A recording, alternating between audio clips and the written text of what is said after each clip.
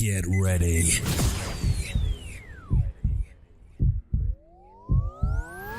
Lave Radio. Scanners full with non-human sources. This little boat ain't no match for those forces. The threat levels going higher and higher, yet meta hours on my only desire. I'm on a mission to unlock some lady who can take this little boat and make it jump crazy.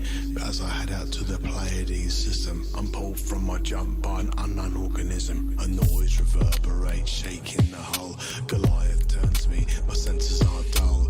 Yellow light tears, searching right through me. A dark hall that leaves me in pity. Power returns, lights flash, oh so slowly. Hit the boost highway, take me home please early. The beast turns, I see it open the black. The screech just jumps when it could have attacked.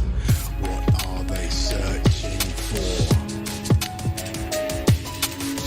What did we take from them? What do they come here for? History entwined with them. This talk of Hulks found out in the black. The outer master and surface attacks. Rumor says they found alien technology. To me these ones seem more like biology. A Homo sapien, a core from the past. With their dark ops was doing stuff real fast. But the ship's drives failed. It was stranded for centuries and had to return here at sublight speeds. Corporations fighting for control, deciding on fate before we could even know that we are not alone. We are not unique. Life is here and past our sneak. What are they searching for? What did we take from them? What do they come here for? A history entwined them. It seemed like a symbol of hope. Yet the more we find of this hangman's rope, wrapped around the necks of nearly every superpower, their desire to win, it swings lower and lower. Project Michael, it was not what it said. A holocaust knowingly planted and spread. John Jameson's guilt has been found, yet the deed had been done and hidden deep down. And now it seems the Hesperus was found with more dark deeds that credit surrounds. Sleeper cells gassing the innocent. What did they take? Why were they held back deep in the void? Messages sent, artifacts found. Humanity's discontent once more returns to the fore. The credits will kill a threatening carnivore. What are they searching for? What did we take from them? What do they come here for? A history entwined then. What are they searching for? What did we take from them? What do they come here for? History entwined with them.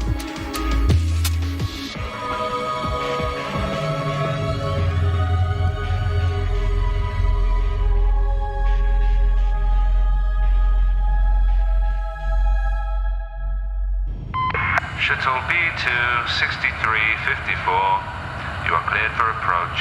Pad 7. Acknowledged, OTC. Bringing in supplies and a whole load of new cargo. Glad to hear, Transport. What are they like?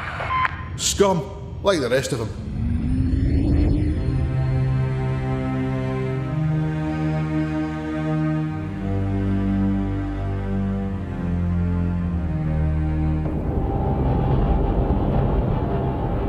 Conscripts, welcome to Rockforth Private Restitution Facility, J2DF. Within this orbital station, you will give service to the Rockforth Corporation and repay that which you have stolen from your fellow citizens. You will be allocated rewarding and purposeful tasks. Follow the rules, work hard, and your release will be swift. Fail to comply, and your status may be degraded to lesser duties.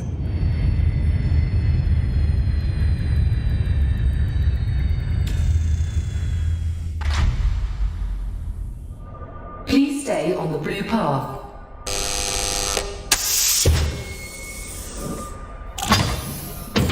You are being tracked by 12 all-mounted, fully autonomous Rockforth Type 4 anti-personnel lasers. Manufactured and maintained right here by prisoners of this facility. These are currently deployed for your safety and the safety of this facility. Stay on the blue line to avoid activating these countermeasures. Proceed to the next door for decontamination. Please be patient. Your new life is about to begin.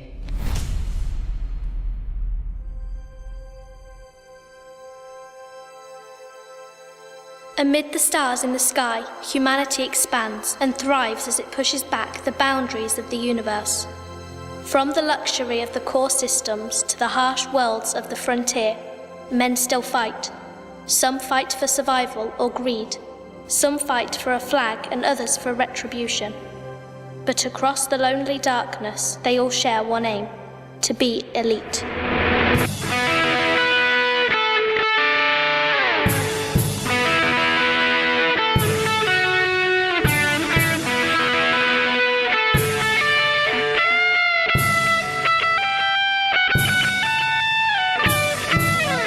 Escape Velocity, an Elite Dangerous audio adventure serial written and produced by Christopher Jarvis.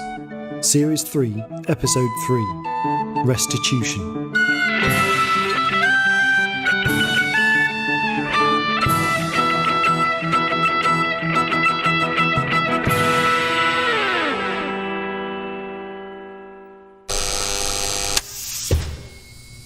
Decontamination complete. Conscripts will move forward. This place looks pretty clean. Much better than what I was expecting. Looks expensive. High tech, I mean. I figured it would all be stone walls and steel bars. I think I've stayed in resi blocks worse than this. Do you think they were serious? About the prisoners building and maintaining that tech? I'm not sure I can do that. I'm a pilot. And an accountant, I suppose, of sorts. Conscripts will move forward. Look, I'll be honest, I'm really nervous here. I've never been inside before, and you hear all these horror stories. I'd probably feel a lot better if my cellmate would at least say something. What do you want me to say? Oh, thank God. I thought you were a mute. I presume we're going to be cellmates. Is that why we're shackled in a pair? We're going to be locked up together? Lucky me. I'm not so bad. I mean, you could be getting locked up with a cannibal or something. I doubt they'd lock two cannibals up together. What? You mean you? Oh, space. You need to calm down and not believe everything you're told. Right, yeah, of course. I'm Lusker, by the way. And you are? Also a prisoner. Right. I see, okay. Stay behind the red line. Conscripts, welcome to general population.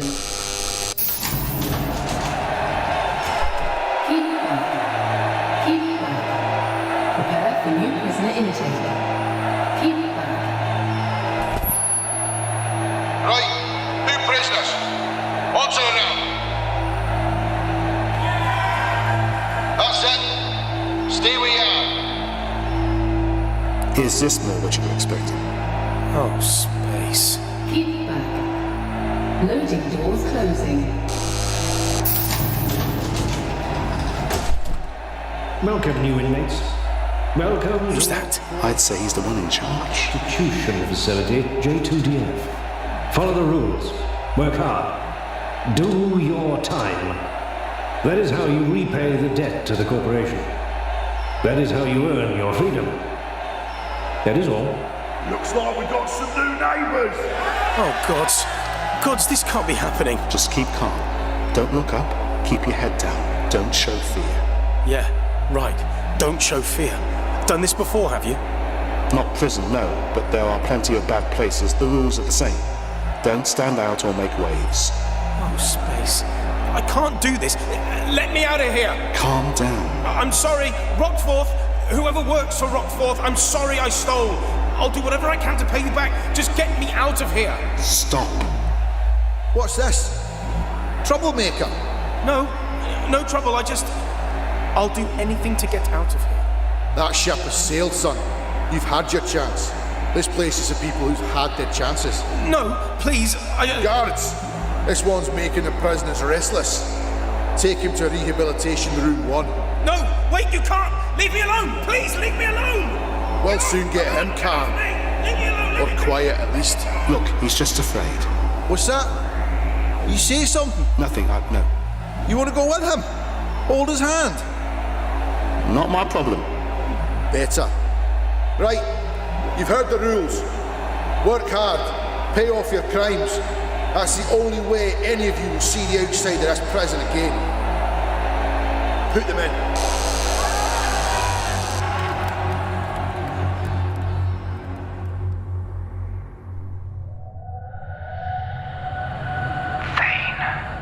It's Dallas. Dallas, what are you doing here? I've come to share my darkness. What's Dallas doing here? I wonder. Come in, number 39. Your time is up. I've come for you, Thane. You are my guiding light. Dallas, what do you want? You finished May's education. Is that not enough? I'm here for you, 39. You are the light. You cannot see me, because I am your darkness. Okay, it's bad that he's talking like that, right? We need to get out of here. Now. He's charging weapons. What is all this? Hard to explain. Cloned assassins, brainwashing, talking like May's sister Lorand who went crazy and then melted. What? We'll get out of here and I'll catch you up, okay? Go, Thane. Moving.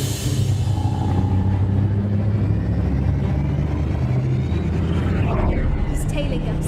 Damn, he's persistent. I have you, 39. I will have you. Wait! Stop!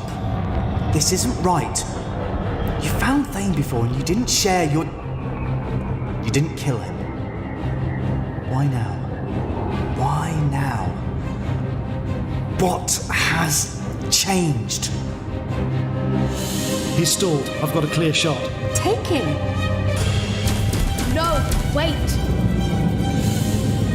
Missed him. Why did you do that? Get us out of here and I'll tell you. Why did he call me 39? Lorand called me 45. Later, Thane.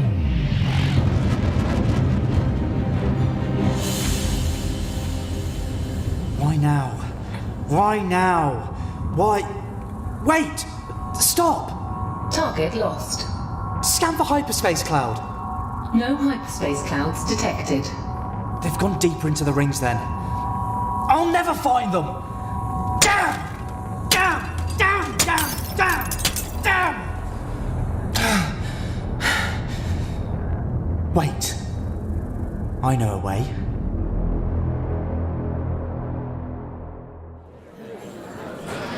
Right, what now? The run back to the shuttle bay looks pretty sturdy. And even after that, there's the guns. There must be another way out of here. Let's check out the facilities. Excuse me. Excuse me. Oh, hey! You gonna watch where you're going, Tin Man? It strikes me I'd be better off watching where you're going. What's that? I said you're right. Very careless of me. After you. Is this the best the new intake's got to offer? Half a human. Well, there's plenty of prisoners here with robotics. I wasn't talking about a metal short ass. Tiny little bug like you wants to avoid getting stepped on. You're right. I'm sorry. Maybe that's not enough. Cut! Stop harassing the new prisoners. I was just making the newcomers welcome. Calm down and shut up, Cut. You got that? I'm calm. I'm very calm. You'd know it if I weren't calm. Something to say? I was just getting in line for rations. Good work. You, where are you going? Little cyborg's room. Or do you watch us piss as well? Be on with you.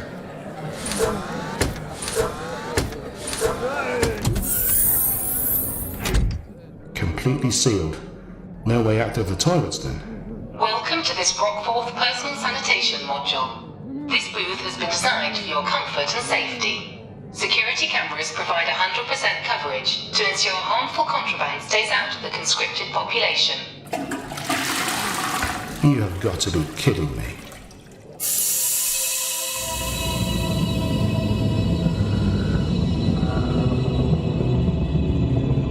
lost him. Nothing on the scanner. We can't see anything visually. Once we're clear of the rings, we can jump away. Where are we going? You should decide. Wherever I take us, Dallas will work it out. We think the same way. We can predict each other's movements. So, where would you go? There's something I need to do at Van Marnen's Star. The religious enclave? Yes. I don't know what it is yet. But sooner or later, I'm going to have to go there. Out with it then. Why did Dallas call me 39? Lorand called me 45. Numbers, names, they're interchangeable. Except for the clones. The sisters and brothers. They are assigned a number when they begin training. It's with them for life. But what's it for? Target allocation. The generation of clones to which Dallas belongs uses number association for psychological conditioning. You have a number. Your target has the same number. Once you discover the identity or whereabouts of your guiding light, all other considerations are secondary. It becomes your one focus, your goal in life. So that's why Lorand flipped a switch when she met Camilla. Lorand believed that Camilla's death was the one thing she'd been searching for her entire life. I didn't understand it myself until Dallas and Kurlik completed my training. It's sad, really. Why sad? Because they're designed to be expendable. Lorand was rigged with a bioweapon that would activate if she ever made physical contact with her target. I'm not sure I can believe any of this. What about you? I suppose you're not expendable? I don't know. I only know I was created to replace them. Have you got anywhere with those drives? Heavily encrypted. Not happy about being plugged into a system they don't recognise. And frankly, looking like about 70% deletion and corruption had already taken place. Well, on those discs somewhere is your evidence. And mine. So I'm Dallas's new designation. It's whoever the matriarch wants it to be. Fill anyone's head with enough obsession and drive, and they'll do the work for you. Right now, Dallas thinks you're his lifelong nemesis.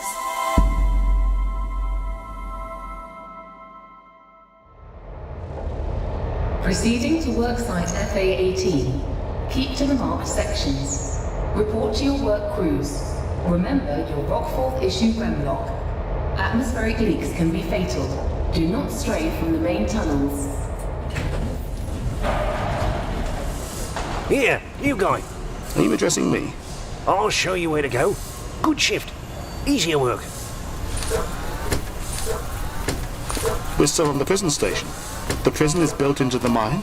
Don't they have droids for this? People are cheaper. The mining is just busy work. Rockforth sells the minerals to keep the lights on. If you want to pay off your debt to Rockforth, you have to give them something more. And I suppose the corporation keeps an honest account of the contribution each prisoner has made? Of course. They must do, mustn't they? Prisoners get released a lot, do they? Yeah. People are coming and going all the time. Loads of them must have their slates clean. I wonder. Don't go down that section there. The cutters are blunt and need a service. This way. They've just been done. Much easier. Oh, much obliged. It's nice to see some people here of manners. Yeah. I saw your confrontation with Cut-Cut. Very bad. You don't want to get on the wrong side of Cut-Cut. Is it possible to get on the right side of him? He doesn't seem the sort to make friends easily. Well, it's a tough place. You want to stay on top, you have to show how tough you are. And no one's tougher than Cut-Cut. Down here. Off to you. Well, thank you. Where do I... Well, that's lovely. Alone at last. You? Well, I say alone. Me and a few friends are having a little party. Grab him, lads. Let's have a look at him. Get his overalls open. Now, look at that. That is some lovely custom machinery.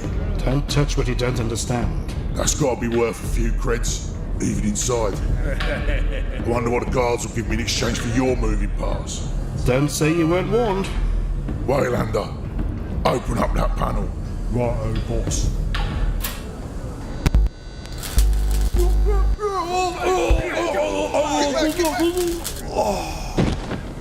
He's dead. You are observant. Get that leg off him. Cut it off if you have to. I wouldn't do that. What's that noise? That is a reworking of a Lakon Industries portable reactor. It's what powers my cybernetics. It's overkill, really. A generator of that power could run a small freighter, or blow a hole in the side of this asteroid. He's bluffing. Cut it off. We'll soon disconnect it. You really don't want to know how quickly it goes critical if you separate it from my body. I built this leg myself, see? I know every inch of tech. This is the sort of work that got me put in here. Don't you think Rockford would have taken it if they could? They didn't want to risk removing it. I dare you to. Oh, I hate not getting my own way. You mark my words, you're going to find that out really soon. Lads, teach him a lesson and chuck him out of here.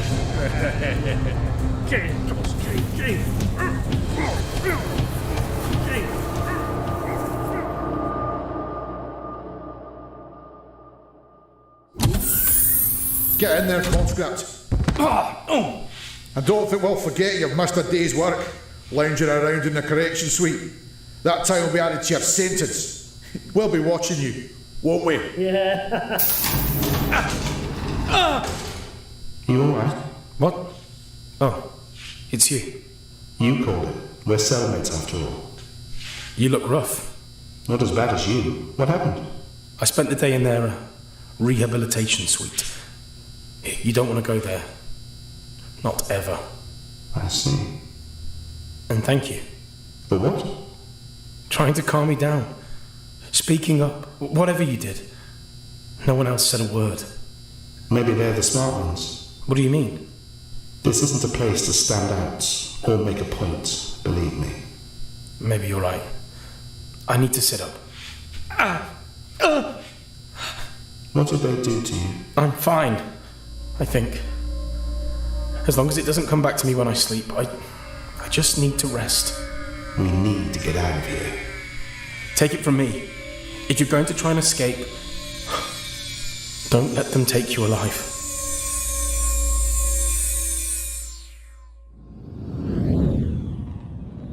Okay, so you're taking us where exactly? Jaburara.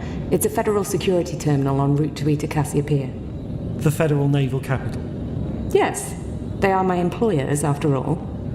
Did you imagine I had my brain scooped out at some point in the last few jumps? Why do you imagine I would feel happy travelling so far into federal heartland? We need to get the evidence of these abductions and these cryopods to my employers in Federation security. Yeah, but can they not meet us halfway or something? That's a lot of Fed space I'm going to have to haul through when they decide to renege on their deal with me. Why do you think they'll renege? Everybody lies. That's my third rule. Right, May? Third rule, sure. Look, Jaburara is a secure outpost, not far from the border of Fed space. We can drop down, record your deposition, and see what kind of deal we can cut. Do you think this is a good idea? It's the last place I would take us, so probably. That's not very helpful. All right, fine. I'll go program the route. Thank you, May. Whatever. I'm going to take another look over those data files. This is going to be a long flight.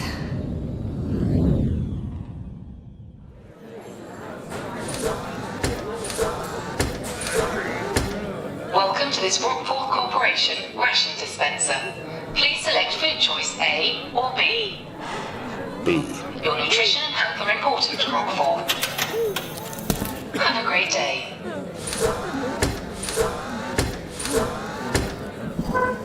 Anything? It doesn't look like anyone's watching you. Cutcut's too busy playing perihelion with his gang. An Emperor's blockade? You witchy cheat. Come here. Then maybe I can eat in peace. What are you in for, Oscar? I used to be a hauler.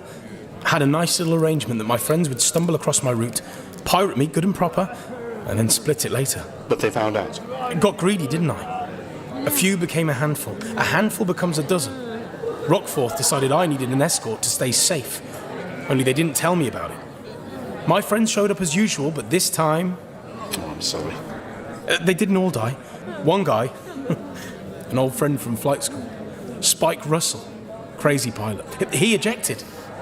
Rockforth picked him up and, well, got the whole story from him. He turned on you? I don't blame him. They probably threatened his life.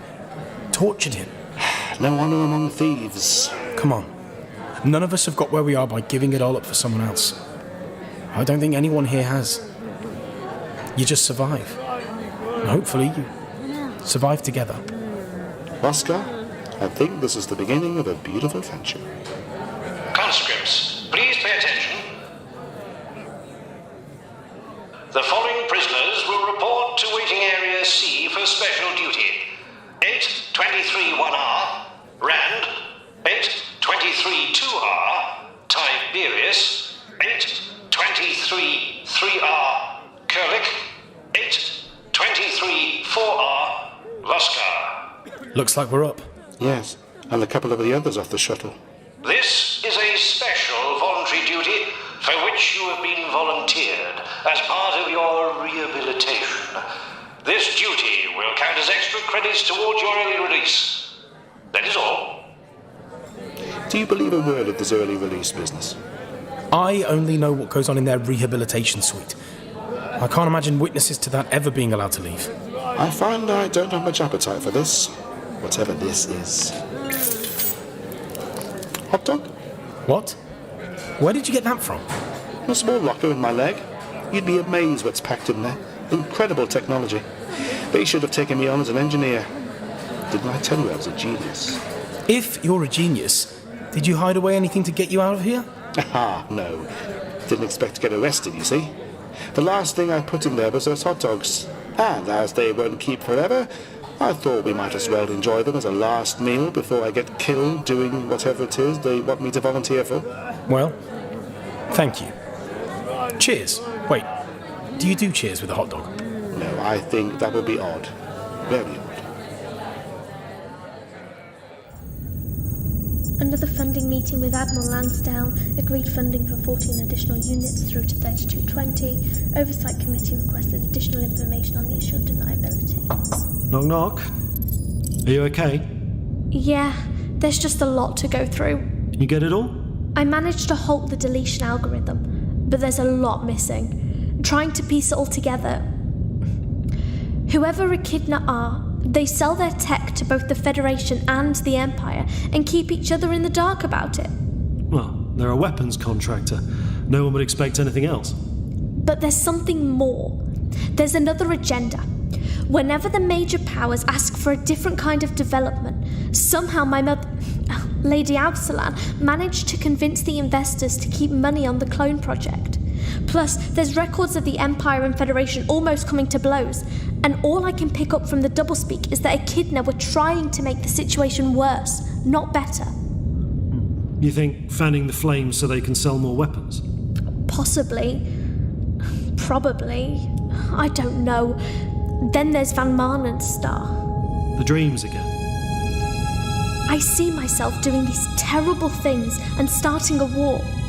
I should probably avoid going there at all costs, but I feel like I need to go there. Like it will happen the same, or be worse if I don't go. Well, how can it happen if you're not there? I don't know. I know I would never do those things, but Dallas, one word and his whole behaviour, his whole purpose in life, just changed. But that isn't you. Isn't it? What's that? I don't know. Sark, what's happening? You better come up here.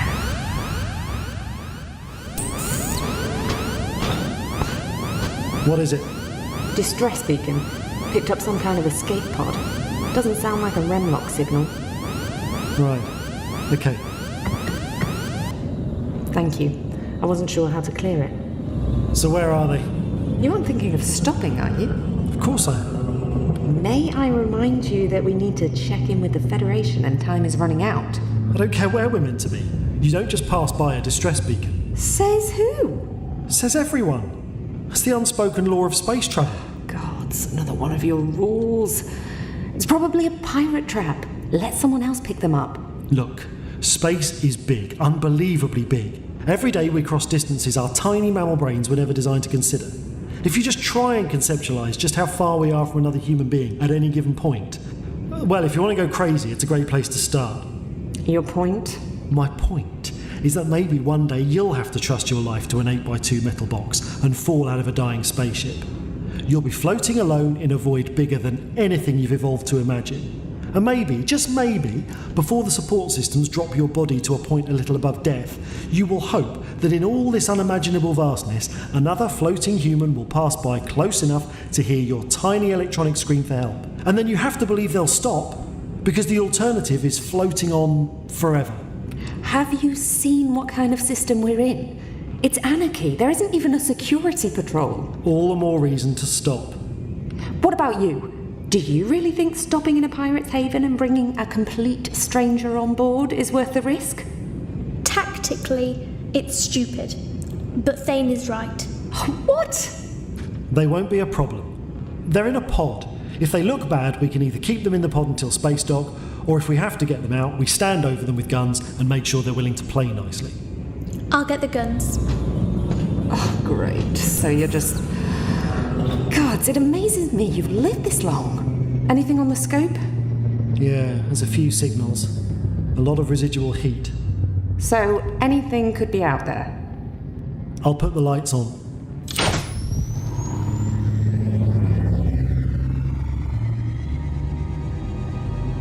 Oh my... Looks like the power plant went critical. Can't see the pod. Wait. There it is. Cargo scoop deployed. Is there any point looking for other survivors? Wreck like that? No. Pods and remlocks would be screaming at us. If there's any survivors in an EVA suit against all this black, we'll never find them.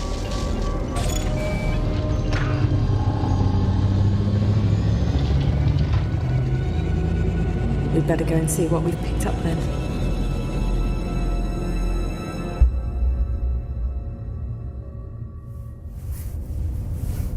That's it. Keep it steady.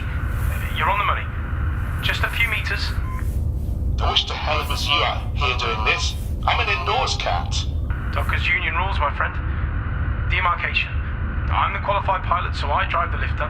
You're the engineer, so you get your hands dirty. My hands are behind half an inch of EVA suit.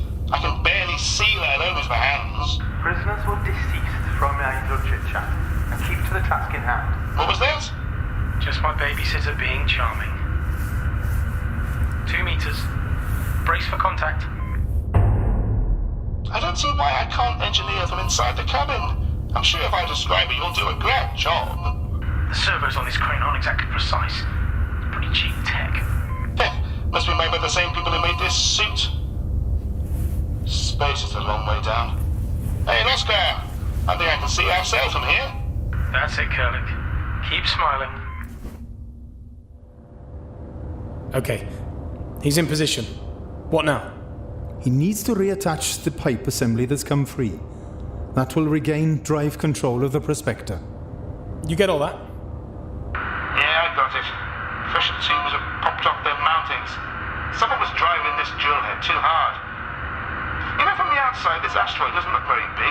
If we finish mining it, I think we can all go home early. Something tells me there's always plenty more rocks to break. Okay, now, this thing is off, isn't it? Once I reconnected this, if it starts spinning straight away, it'll snag all the cables and pull this gantry down on us. Let me check. Is the machinery all powered down? Of course. Yeah, Curlick, you're grand. Okay, attaching first cable. Attaching second cable. Wait! What the hell are you doing? Shut it down! Shut it down! Pressure alarm! The drill head is starting moving by itself. That's not possible. Curlick! Curlick, are you all right? Curlick!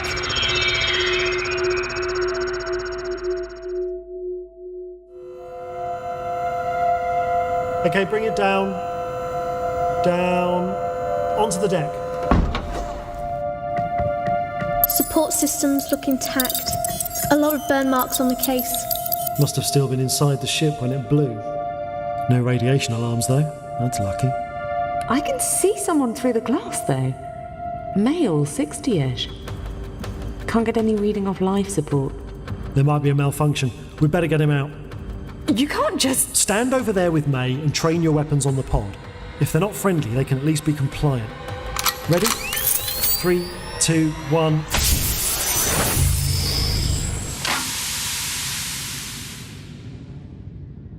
He's dead.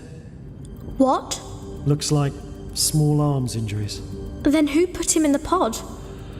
Possibly he climbed in himself but died before the support systems could stabilise him. So that's that. I guess. Sleep well, Commander.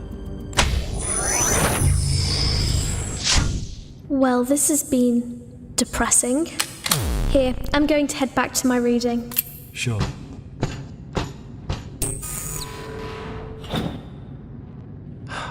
Damn it. Hey, you did what you could. I'm sorry I was selfish. It's okay. You wouldn't understand. In FIS, we accept that either there are missions we can't get rescued from or that extraction will come for us. We don't factor in passing strangers. Yeah. When you're a solo trader, you have a lot of time to think about the loneliness of travel. And then you know the attitude of a passing stranger might be the only thing that saves you. We should bury this guy in space. I'll seal up the pod. Can you get us back on course for Jabarera? Sure. What was that? It sounded like something attaching to the hull. Footsteps. It's moving, round to the airlock. You have external cameras? Not from down here. There's someone on the other side of the hatch. Exterior door controls accessed. Security compromised. Foreign software detected.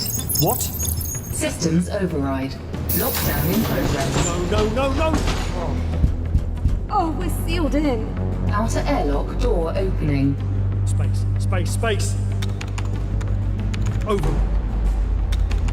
Override! Airlock cycling. They're coming in. Oh, I can't do anything. Damn it, the controls are locked down. Thane, get back here behind me.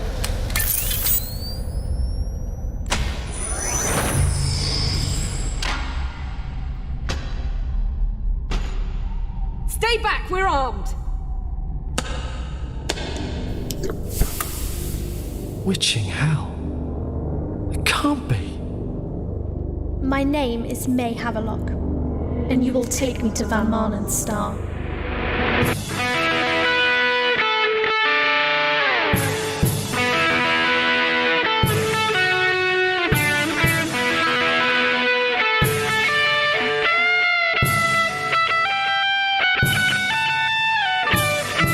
In episode 3 of Escape Velocity, Christopher Jarvis played Thane, Amy Timms, May, Liam Macaulay, Dallas, Janet Westwood Wilson, Sark, and Alan Wales played Kurlek, with Verity Croft as the computer.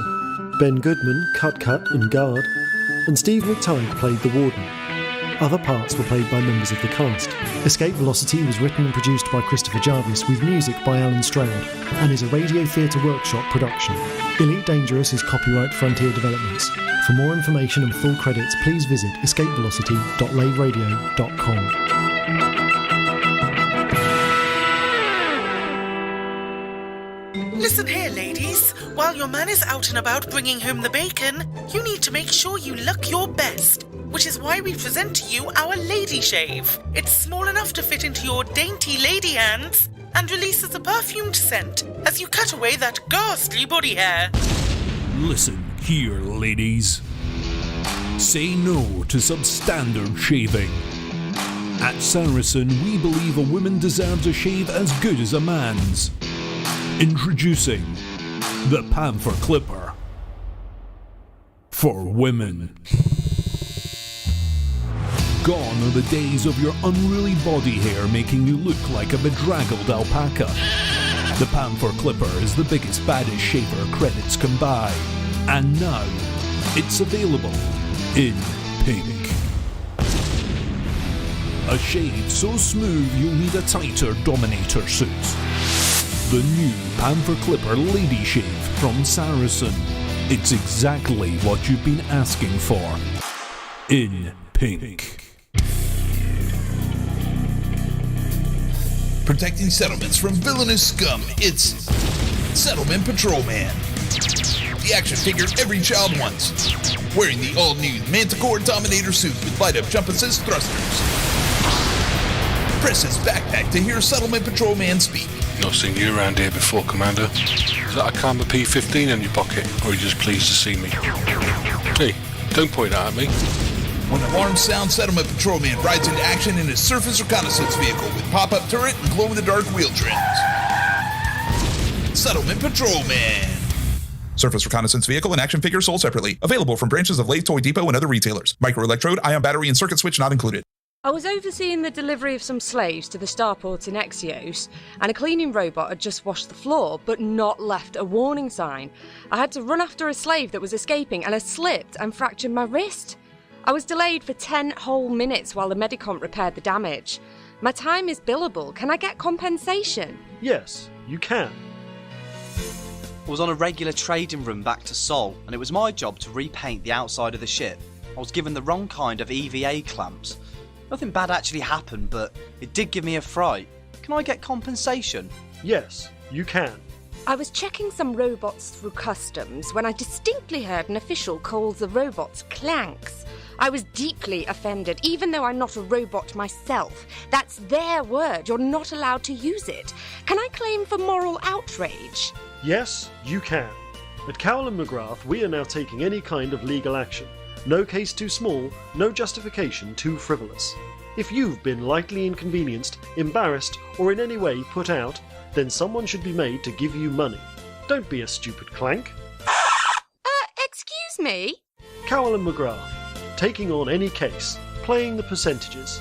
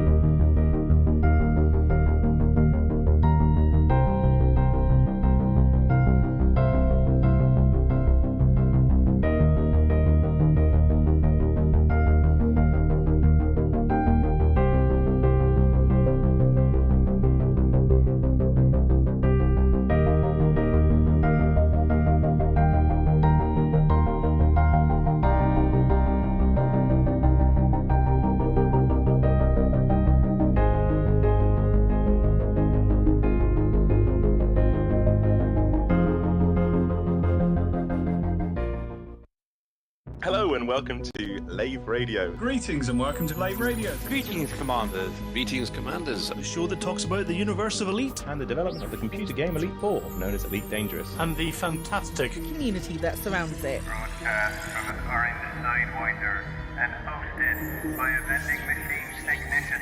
A place of nonsense and innuendo for forum dads. A self-contained podcast 2 hours long. Transmitting to every corner of the galaxy. It's even louder than me. The hottest show this side of Dizzo. The name of the place. Lave Radio. Lave Radio. Lave Radio. Lave Radio. Lave Radio.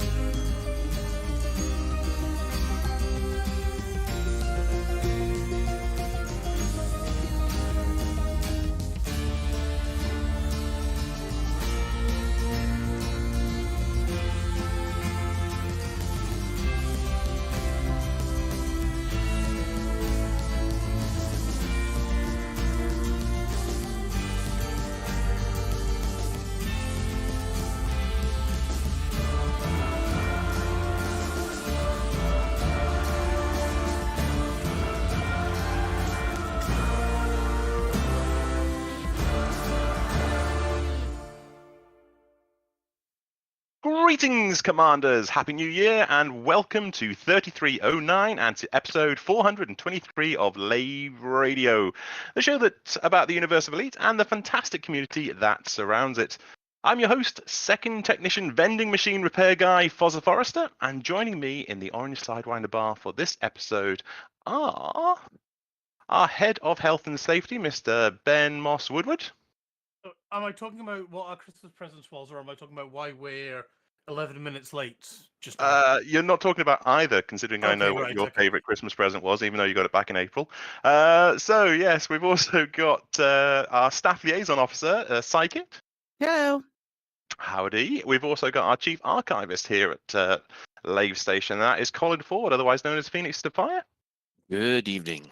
And we have the artist who can do amazing things with the SRV, and that is our Banksy stunt driver, Alex Turner. B3309. 3309. Who thought we'd survive this long? And in fact, with the Thargoid War, maybe not many years later. What we're going to do to kick off this show, we are going to do a quick introductions round, as it is in fact the new year, and obviously Christmas is just a very present memory. I would like to know what your favourite Christmas present that you received was this year, and also what you've been doing in game. And I think we'll go ladies first and start with Psychic. I don't really play favourites. I got some nice stuff from some lovely people. I also got COVID, so you know. Yeah, I've just been battling that. Oh, nice. And not really doing a huge amount else, because it genuinely did knock me asunder as well. Was that you all over the Christmas yeah, period? like That sucks. two weeks before Christmas, around that we came down with it, and then I was just the added levels of fatigue that happen after COVID just knocked me for six, like pretty much all over Christmas. Just about getting back into it and stuff now, but in game, just lots of Thargoid combat. And are you winning or losing mainly on the Thargoid combat? I've made like 2 billion in the last few days, so I would say that's winning. Sure. Yeah, we'll go with winning. Colin, what about you? What have you been up to? What was your favourite Christmas present? Well, I have finally upgraded my graphics. I now have a 27-inch bendy monitor. Oh, nice. Yes, which I got 100 quid off Amazon, so I was even more chuffed. So yes, that's I'm actually able to up the resolution on Elite Dangerous now to 25. I think it's 2500 something or other. 1440p. That's the one, and and it is. It's like putting on some corrective glasses after you've been squinting at the screen. It really is pretty good. When you say bendy monitor, is it just sort of like a round sort of curved monitor, or is it one of these ones where you can actually make it flat and then also bend it back? No, it's a curved monitor. Okay, fine. Because I only saw these bendy monitors a couple of weeks ago. I didn't even realise they were a thing. But no, supposedly you can now bend computer monitors. Yep. Yeah, and I must admit, it's really. I've been really enjoying exploring again and coming across some fantastic vistas. So, absolutely enjoyed that. What was the other question you were asking? Well, you probably just answered it, mate. I was asking you what you did in game, which was maybe exploring. Well, and I've been trying to kill an Orthrus, and I haven't managed to yet. The first time it basically got me with the field, so it ran away that time. Second time, I didn't have a beam lasers with me, so I couldn't get its shield down in time. So I just blew up the scouts. And I'm now on my third attempt, and I am determined to get that pesky Orthrus. It feels like, the Dick Dastardly and Muttley, Stop the Pigeon.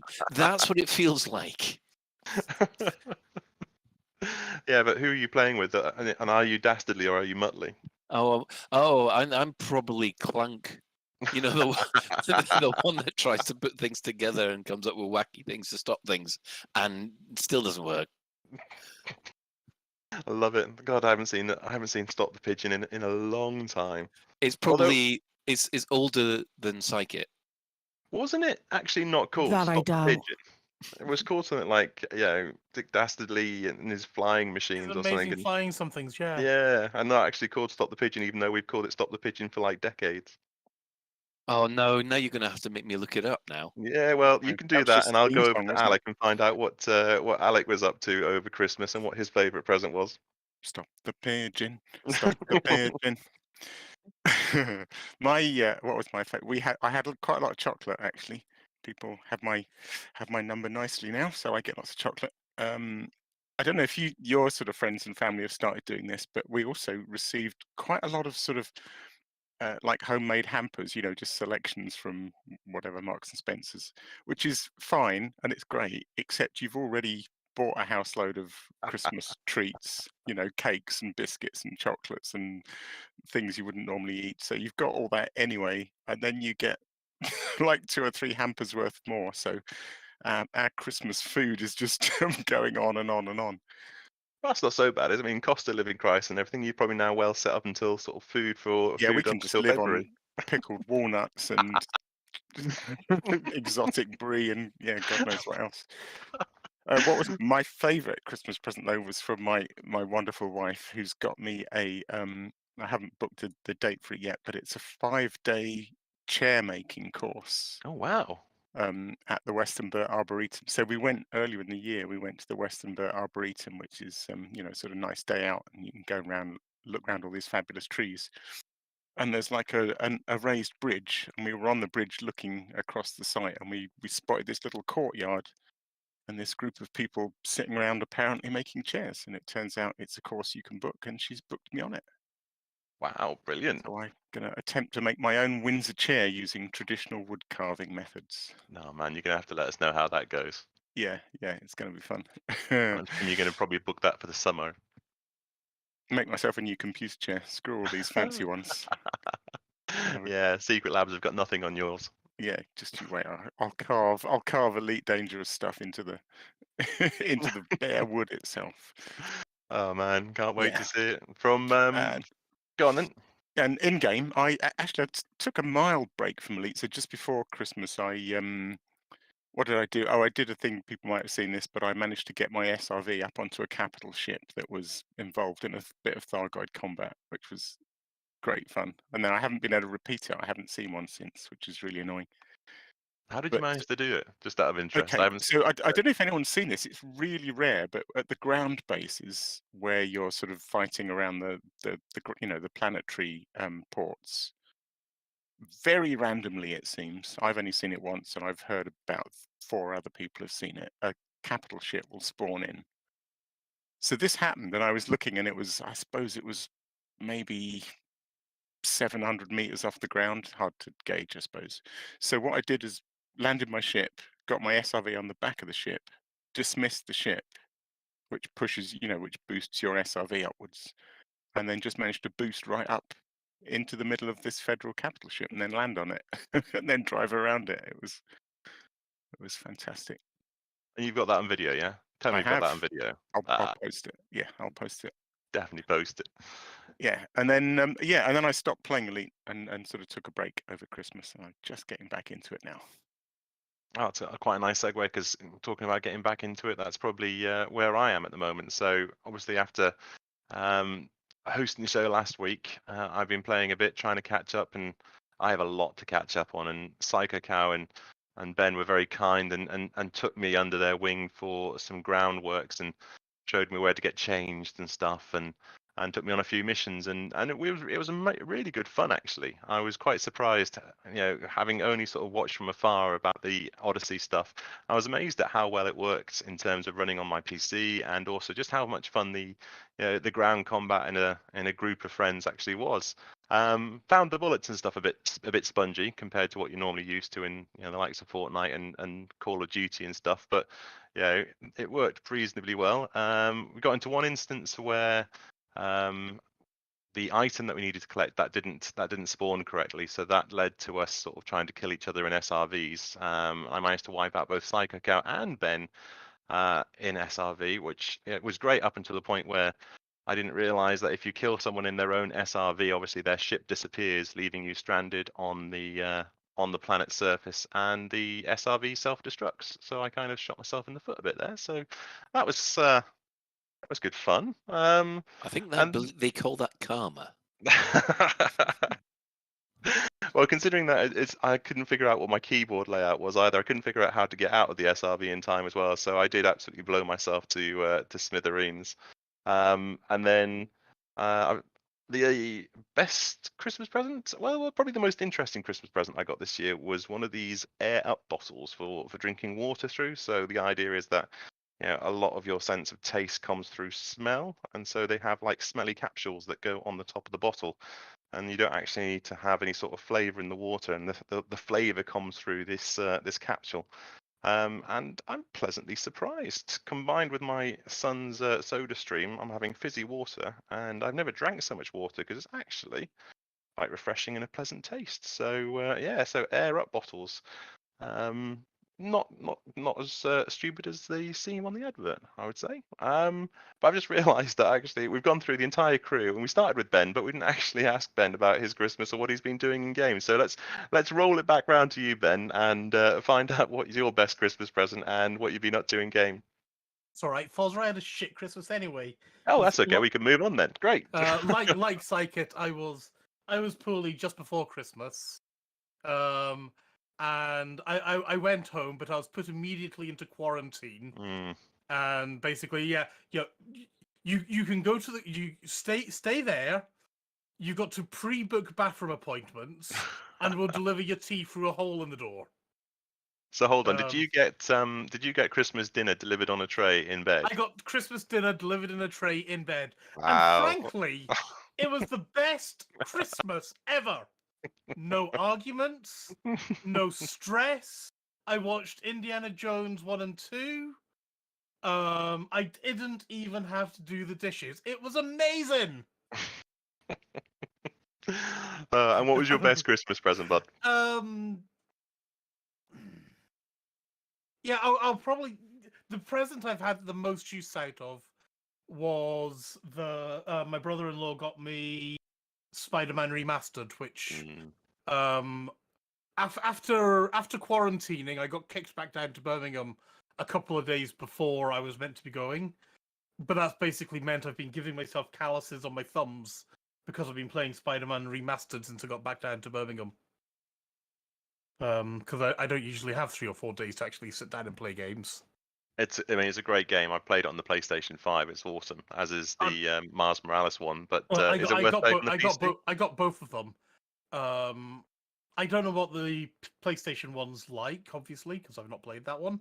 But yeah, it's very, very good. Really, really enjoying it. I would say you want to use a gamepad for it, but that's fine. I've got one. Yeah. And also, those air up bottles, we've got them as well. And you're right, they are absolutely blooming amazing. And it's weird because it's like, I know I'm drinking water, but it smells of lime. And it tastes of lime. That's the weird thing. It's so bizarre. It is absolutely freaky. But it's brilliant. Yeah, we love them and it's great. So strong recommendation of them. And yeah, I just wish they'd sponsor us. That would be great, wouldn't it? Or in fact, anybody sponsor us apart from Caliban McGrath. Okay, but in which case, if you wish, guys, you can join us live. We are hanging out in game. I think some of us are still hanging out in game anyway. We're in open, and we are at the Orange Sidewinder bar near Planet Lave. And if you can't get in game, you can also join us on the Twitch chat channel, which you can access through laveradio.com/live and clicking on live chats. And I think those messages and all the other messages from all the other places that we stream out live do appear to us as we're recording. So if there's anything interesting you want to drop in the chat, then by all means do so, and we will probably mention it on the show. So the plan for tonight, we've got development news, which obviously is probably a little bit light on the ground considering the festive period.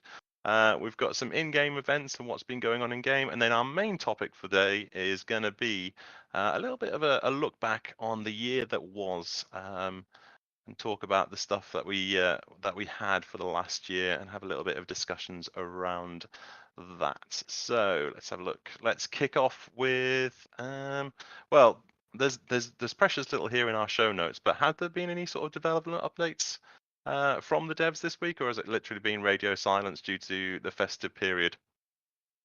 It's been radio silence. There hasn't been anything. There's been a couple of things on Twitter from everybody, so wishing everybody happy Christmas and New Year. Although there was one mention that got a certain Alec Turner. There was. To I was mode. hoping you might mention that. Yeah. Yeah. Go there. So Tom Cool on December the 31st. Tom is a Frontier developer. He's done a lot of work. He's been on some of the live streams actually, and he did a lot of work on things like the SRV, and then later with Odyssey on the tutorial and stuff like that. He posted, and I will quote this verbatim: 2023 resolution brackets not a promise close brackets. Get racing into elite exclamation mark. I mean, that's exciting, isn't it? It I is. mean, It not just excites for the me. buckyball side of things, but I mean, there's all sorts of there's all sorts of vehicles in the league that you could think about. Maybe you'd want to go racing. Racing on foot, I quite like the idea. You can almost have like an Ironman where you have to do a certain amount on foot, jump into an SRV, and then finish it off in a ship or something like that. It's just, I mean, there's a world of possibility in what he even vaguely intends. You know, it could be tools to help a lot of my sort of racing buddies are hoping for tools to help race organizers make races, like gates that you can deploy. But it may be something as simple as taking those gates in the tutorial and just creating a set of half a dozen hand placed sites where you can race around those and set timers. We shall see. Yeah, I mean, probably nothing, to be honest. I mean, I don't know how much clout Tom's got in dictating what he works on. Probably not much. do you not think we're more likely to get a confetti cannon before we get get those tools? Though that's the one thing. Yeah, Bless well, Tom. why not both? Confetti cannon when you Tom cross and the his finish line. lofty goals. Confetti cannon when you go through the line. Exactly. Totally. Exactly. And let's be honest, if you have flags for the finishing line, that's got to be microtransactions. You can definitely decorate those, so you can buy different skins for finishing line flags. So there's a monetary stream involved as well if they wanted to do it that way. But here was the question. So I was thinking about this. Would you want it? Say it was going to be in SRVs. Would it have to be the same SRVs? So the speed was the same with the ship. Would it have to be a vanilla ship if you were going to do organized racing with an elite? Would you have to have it sort of pared down, or would you want it to be like Formula One, where you could basically sort of do another, I dread to say it, another round of engineering to engineer your racing ship? Interesting. I mean, we're safe with the SRV because there is only, there's 2 SRVs, but you can't do anything to them to make them faster. So that's a safe bet. Ships. You see, I think from a technical standpoint, I suspect it would be hard for Frontier to do anything other than let you race in whatever the hell you want. Don't you think? I don't know, because if you think about is it CQC? Yeah, it could be a separate game mode. I hope it's not that. I don't want. No, please. Really no. hope it's not that. Don't do that, Frontier. If you're listening, don't do a separate thing. Frontier don't listen to this show. They haven't for years. It's all right. We can say whatever the hell we want. We can move on. Yeah, well, you see, maybe it's somebody's New Year's resolution. New Year's resolution at Frontier is to listen to Lave Radio again, and it's just like, oh no, we'll switch that off now. But no, I mean, you could put it into CQC. There's a whole load of things you could do within the CQC scenario where you go for the. I mean, they've already got the gates and stuff already set up, so you could do that quite easily, I would think. Whilst I'm with Alec, that I want it in the main game. If they actually tied it in with a relaunch of CQC as a free download with skins that were microtransactions and spectator mode and a proper revigorating of CQC, I could get behind that. I can see it. I can see it as CQC. Actually, you could have a whole esports. CQC Arena and CQC Racing. Damn, it's a good idea. I don't like it. No. But I can see I want it in game though. Colin, what do you think? Wasn't CQC standalone anyway? You could get it for free before. You could briefly. They shut it down. £5. Oh, it's £5. I thought they gave it away for free. I thought they did as well. Yeah. It was originally £5. They might have eventually given it away for free. Yeah, well, it didn't do any good because unfortunately the matchmaking Yeah, you need matchmaking for CQC. You need people playing for there to be matchmaking, Colin. That's the problem. Well, no, it's just, the lobby Ooh, was ouch. the lobby needed something. You needed the lobby to be able to set up your own games and be able to connect to other people. People wanted to play the games, except you'd never seem to be in the match with the people you wanted to be. And then I Yeah, I think mean, there's you about do. You 8 or 9 need people you need playing. to be able to form your party, but as Sai also says, you do need a pool that you can just dive into for as is it Warzone that calls it quick matches or whatever it is, or Overwatch or something. Yeah, You know, well, I can play team versus team and I know what I'm getting, or I can just jump into a quick match and I don't give a monkeys. yeah, but unfortunately, with all these kind of arena shooter things, they have a limited lifetime on them. If you look at X-Wing Squadrons, Star Wars Squadrons, it's still one of my favorite games. But you try and get a multiplayer match now, you either end up with people that will just kick your butt left, right, and center, or you end up with nobody. Yeah, It's one of the lifetime things with these arena shooters, I'm afraid. Although, which is a bit of a shame because I really do love a good CQC session when I'm not getting massacred by musketeer. I'm just trying to think back to when we actually.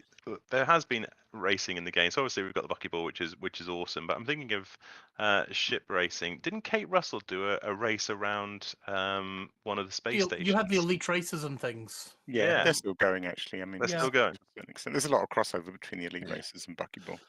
The Hammers and Slough used to do the destruction derby around the. That was it. Yeah, they used to fly around the docking port at Slough Station and switch. Switch cranes off, and basically it's the last one standing was the one who won the race. So I think that might need a comeback. Alec? Yeah, you just reminded me actually. I said I didn't play Elite over Christmas. That's a lie, actually. We did have a get together. Was it on the 31st? Might have been on the 31st. A little impromptu buckyball get together. I think we had half a dozen of us. And what we did is we went to one of those planetary ports, the big round ones that have the arms all sticking out from the outside of the city. Mm-hmm. And we basically had 3 SRVs start one side and 3 start the other. And you had to drive around the outside of the city by bouncing across those arms. And then it was a destruction derby. So so when you saw one of the other team coming your way, you basically aimed straight for them and tried to get mid-air SRV collisions. One of which I how caught. did you get this? How did you get SRVs onto the station? You can just hop up onto those arms with the boost in. If it's low enough gravity, you can just hop up. Driving around, bouncing across those arms is quite tricky, but we've done it before. So the 6 folks that were there was we were okay with doing that. And the fun bit was then waiting for somebody else coming the other way. So you basically recreated what's the race car track things? Hot Wheels. You basically recreated the Hot Wheels smash in the middle Yeah, I guess concept. So. Yeah, no shields and no repairs allowed. It didn't last very long, but it was good fun. Oh, cool. Wouldn't mind seeing a video of that as well. You need to redo that if you haven't recorded it, just so that everybody else can have a good laugh. I'll post that in chat as well. Cool. Well, for something that was supposed to be a bit of a throwaway topic, I think it's quite clear that yes, it's a massive thumbs up, Tom. If you have any sort of sway in this, that we would very much like to see racing of any sort of description thrown into the main game, and also a little bit, I would quite like to see it as a standalone game as well. So, if that is possible for this year, that would be amazing. Cool. Any other dev news, or is that it? I think that's it, isn't it? Really, that's it. I think that's it. So let's move on to in-game events and what's been happening over the festive period. Well, on the 15th of December, just before the big man came, we had the community goal where we had to try and get established manufacturing bases at various locations in the core system. That was completed, and thanks to those efforts, we now have the following weapons available for purchase. So we have the enhanced AX multi-cannon, which is turreted. We have the enhanced AX missile rack, which is turreted.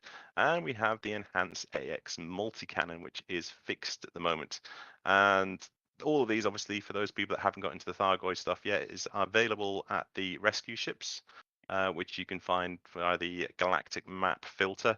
I must admit, this isn't something I've got into yet, but it's the next thing that I'm trying to do. I've got my chieftain up and running, and I'm going to need a bit of help from you guys to sort of kit it out and figure out exactly how to take down a Thargoid, because I've still yet to see a Thargoid in game, so I am way behind the curve on this one. But in terms of those weapons, for those people that do fight the Thargoids, are they a massive improvement? Are these things that are going to swing the balance? It's probably Colin and Psychic that are going to be the ones to answer this one. I haven't used them. Haven't used them? Yeah. The thing about these ones is that their only main advantage is that you can still use them in Maelstrom systems and in HIP 24360. Yeah, because in those systems the Guardian weapons are basically disabled. If you've got Guardian weapons, these things aren't better than Guardian weapons. But if you don't want to do the Guardian grind, they are a decent alternative. So they're terrific scouts, I would say, if you want to do a bit of good scout grief! Yes, hunting. they cut through the scouts like a phenomenal rate. But although I must admit, with the enhanced missile racks and multi cannons, I did manage to solo my first Cyclops over the weekend. So that's a new one for me. I've only managed to take out Cyclopses before as part of a team. So goodness knows how I'm going to stand against a Basilisk. Okay, I was going to say, so I'm going to play the noob card here, even though I'm not noob, but re-entering noob. The Scout's obviously the lowest level of Thargoid. Yes. Then what's next? Then what's next? Well, then what's next? Well, you see, you got your standard Marauder Scouts. Right. And then you've got the Inciter, the Regenerator, and I can't remember what the other alternative scouts are, because they've got all special abilities that make the Going to Marauders. explain the special abilities to Foz. Yeah, okay. Healing for a generator, surprisingly enough. Inciter makes them more aggressive. And what's the third one? I can't remember that one now. Berserker in chat. Berserker. That one fires off the caustic missiles. Oh, that's the one that fires off the caustic missiles. Yeah. That's the one that I hate more than anything. Cool, good to know. Yeah. So if you want, normally I have a plan. I take out the Regenerators first, then the Berserkers, then the Inciters, and then finally take out the Marauders. So that's your priority list of targets. Then you have the Cyclops Interceptor, which is the one with the least amount of hearts. And then you have the Basilisk, which has one more heart, a lot more armor, and basically it moves. It's incredibly fast. Then you have the Medusa, which is basically brown pants. And then basically you have the Hydra, which is double brown pants. I don't think I've got enough brown pants to even take on the Scouts, if I'm honest, at the moment. I'm terrified of seeing my first Thargoid. If you got yourself a couple of the gimbaled AX multi-cannons, shove them on the front of a Cobra Mark III, and then go scout hunting, you'll probably have a great laugh. What? How quickly I could die? Well, no, actually, you'll find that they will. You'll have a good time shooting scouts, and yeah, I would recommend that. Is that Boy Scouts as well as Girl Scouts? Whatever. Shoot them right in the woggle. Cool. Well, we'll come back onto weapons in a bit, actually, because there has been an update on weapons just recently. But Super Cruise factor. So this was mentioned in game, is that Thargoids are now pulling commanders from in-system Super Cruise as well as from hyperspace, and that they begin to fire on you immediately. Has this happened to anyone? Yeah, that's been going on since the Maelstroms have arrived. Okay, That's not new news. That's not new news. Is it But it just is new that they put it in game? Yeah. They probably did an article about it, going, hey, we found this out. Yeah, there was an article saying, we found this out, and admitting it's been happening for a while, and just finally actually telling the civilian population, I guess. Cool. The voice of the Empire. The in-game article about the fact that people are starting to protest about the Thargoids, and almost like China, the Empire are not adverse to having some protests, which is not normal for the Empire. And Emperor Orissa came out and gave a speech to calm people down and rally them up. I must admit, this is the first bit of I got engaged with the writing on this, and actually the writing is really good for these Thargoid stories. Coming back into the game, I was quite impressed by it. Yeah, Galnet in general has been really brilliant over the last year or so. Yeah, it's vastly improved. When it went away, everybody realised how much they missed it, and when it Opposite? came, No, I What? didn't feel like that. I was like, oh, we're never going to need it, never going to want it back. but we did, and when it Oh, came hell back, yeah, we did. and when it 100%. came, yeah, it did gangbusters when it came back. So that should keep the two writers happy. I was going to say, how many writers? Do we know how many writers there are doing Galnet? At least Hennessy and Hannah. I don't know Mhm. about the other ones. I don't know if there's any more. But they're basically knocking out the park at the moment. Hennessy does a lot like Ben Hennessy does like all the overarching stuff. Hannah writes a lot of the Galnet articles. I'm sure there's probably a couple more people in that team to like flesh out stuff, but the two that mostly appear on Frameshift Lives are Ben Hennessy and Hannah, whose surname I can never remember.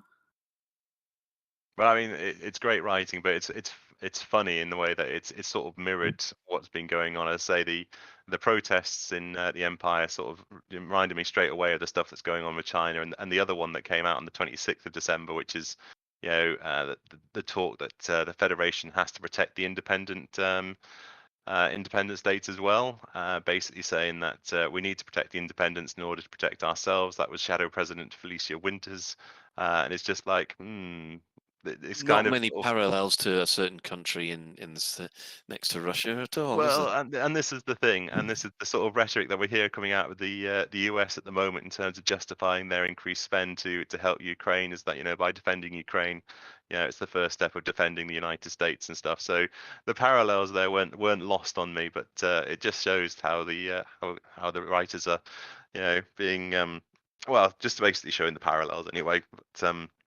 But they're probably sitting there going, actually, no, we weren't thinking that at all. That was not what we were supposed to be drawing from it. This is completely us and independent. But yeah, it does seem to mirror what's going on in real life at the moment. I think Okay. it's a coincidence, but Yeah, that's the word I was looking for. yeah. Time for Aegis. Calls for Aegis to be brought back by the superpowers. So the Federation and the Alliance factions seem to be up for bringing back Aegis, but the Empire still being isolationist.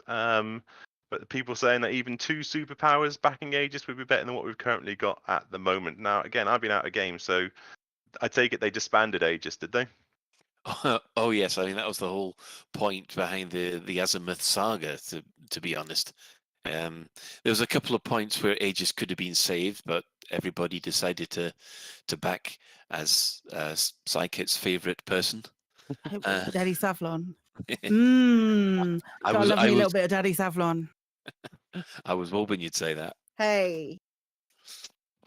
That's probably a nice sort of segue into the other one about there we go. The Azimuth conducts AX weapons research. That was one that came out on the 3rd of January, where Azimuth Biotech is outlining its plans to support the war efforts against Thargoids by improving anti-Xeno firepower, with CEO Torben Raidmaker explaining that the biggest limiting factor of the AX weapons is the number that you can install on your ship, suggesting that new improvements will see this being rectified. Again, not knowing how to outfit a Thargoid buster. Is it the fact that you need more of these AX weapons on your ship that's going to be the limiting factor? It'll would be help. nice. Yeah, it would help you because you're limited to 4. In terms of the number of slots, or in terms of it just overheating, or how's it Oh work? no, number of In slots. terms of just what you allowed. Yeah. You allowed four like tech broker or guardian weapons, things along those lines. What Azimuth is hinting at Thursday CG being is some kind of situation wherein we're going to give them lots of materials and they're not going to do anything nefarious with it and act perfectly well and have a and we'll suddenly be able to unlock more weapons on our ships. So what would the extra weapon be for your loadouts if Like you could get literally one more? anything. I'd probably take I'd personally probably end up putting different weapons on my Corvette and taking that out, given the opportunity to have more firepower that is more convenient against thugs. But we'd have to see. It'd be a lot of testing. Yeah, I I admit, just want- even in my crate, even in the crate, which has got 5 hard points, I sort of slapped on. I'd forgotten about the limit, and I started whacking on these enhanced multi-cannons, and then hit 4, and it's like, oh, I've got a spare hard point that I can't put. So it was a bit arbitrary. Well, I got some advice, but it felt a bit arbitrary what to put on the 5th hard point. So if this limit gets lifted, then even the crate, you just whack 5 AX multi-cannons on it. I But want again, my new T10. question, My T10, I want with every single hard point with an AX Yeah, cannon. that'd be amazing, wouldn't it? The DACA coming off that. The satisfying DACA would be amazing. So again, new question then. So standard weapons do nothing at all, not even. No, they do a little bit. It's depending on the weapon, really, but they do they do like a little bit of damage. So, for example, your normal layout, well, before all of the big enhanced weapons and stuff started coming out, the build that I went through with and still fly pretty regularly is a Crate Mark II with 4 ghost cannons on it and a beam laser with thermal vent, which works lovely. It's a lot of fun. But it's no Type 10 with a lot of DACA, and I think we'd get into the world of meme builds, which would be really fun. Alec, what do you think? Yeah, I just had a question for Psyche actually. So yeah, I mentioned that I had my spare 5th hard point, and I asked somebody what to bung on it, and they said beam laser thermal vent. So what is that doing for me? You know, when you fire your ghost cannons, if you're using ghost cannons or if you're using anything, if you're firing your weapons, you have a possibility of overheating. The other thing that happens, if you're firing that beam laser constantly, you have a constant line of sight as to where the Thargoid is. If it's in the dark, that can be a little bit problematic to see it, especially with all of like your hazy bits that come off. It's a big laser pointer. Essentially. And also, if you're running really cold, it's not gonna. It can't get a lock on you to fire it. So that's keeping me cold. That's redirecting the heat. It redirects the heat. It keeps you cold. Nice, cool, got it. And long range because I can do that. Because Thargoids move quite a long way. Yeah. And it's easier to keep them in. So yeah, mine's long range thermal vent. Neat. Okay. So it's not actually a destructive weapon, it's literally just a cooling system. Well, no, and it also will take down the shields. Okay. And if you're doing that, you don't need to do the heat sink drops. Or do you still need to do that? I'm still firing off 4 gauss cannons, which do an awful lot of damage, but they also make you a little bit toasty. But also, as you get toastier, if you do get caustic, likelihood is that in my experience, I'm not like an amazing Thargoid combat person. I've just done a fair amount of it. But my experience is if you get caustic, whack on silent running, and then whack your do a couple of Gauss shots, and then you burn off the caustic damage basically, and then you drop a couple of heat sinks to stop that from being an absolute nightmare and being a little bit on fire. Right, okay. I'm definitely gonna have to hit you up when I start tackling Thargoids, because it sounds a hell of a lot more complex than I thought it was going to be. So it's an endgame PvE. So yeah, it's not the easiest thing in the world. It's a lot easier now than it was back when the Thargoids first appeared and all we had was like a handful of weaponry. Now we have options, which is really nice. Cool. Okay. The just the last bit of news we've got from in game, and that is the retrospective, 3-part retrospective look on 3308, which has been posted as well. I haven't had a chance to dive into this, but has anybody had a chance to read through it? Is it interesting articles? It's just a retrospective, isn't it? Just Yeah, going we're through what kind of happened last year. we'll be kind of going over it later. Perfect. Okay, fine. I was going to say, is it because obviously we've got Galnet News ourselves, so should you bother reading this, or should you just load up Galnet News? I think you should probably just go straight to Galnet News. Galnet News Digest does a fantastic job of this. Exactly. With added sarcasm. We talked about having options for weapons and how it's maybe not easier, but certainly a little bit more straightforward to take on the Thargoids. The war progress as it happens. So at the moment, to give you a quick war update, we've got 329 systems are now lost to Thargoid control. That's up from 245. We have 28 that are currently in invasion state, and we have 51 that are in an alert state. Somebody explain to me what the in invasion state and alert state. I take it alert state is just before we go into invasions.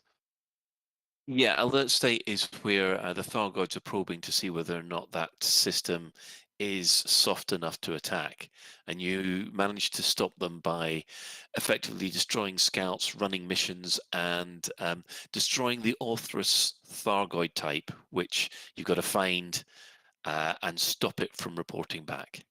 Nice. Oh, I'm definitely going to jump into some of this Thargoid stuff. Yeah. The invasion state is what happens if you don't manage to stop the alert state, and that's the most fun. Do we want to run through the next bit? Because obviously I am not up to date on the AI managing to save HIP 28866. Somebody else want to run through that? Yep, well, I'll quickly run through it. The Anti-Xeno Initiative have managed to save HIP to 8866 from Thargoid invasion, so that was an alert state. They've managed to stop that. They've possibly could save Gabia and Nile by Thursday. However, it does seem that Scythica seems impossible to save from Thargoid invasion, so that one's going to go to control. And despite my best efforts in HIP 20719, it looks like that one's not going to make it either. Admittedly, I haven't had much luck stopping the Thargoids there. You're trying to do it on your own, Colin? It does feel like it. Like one man's war. One man's war.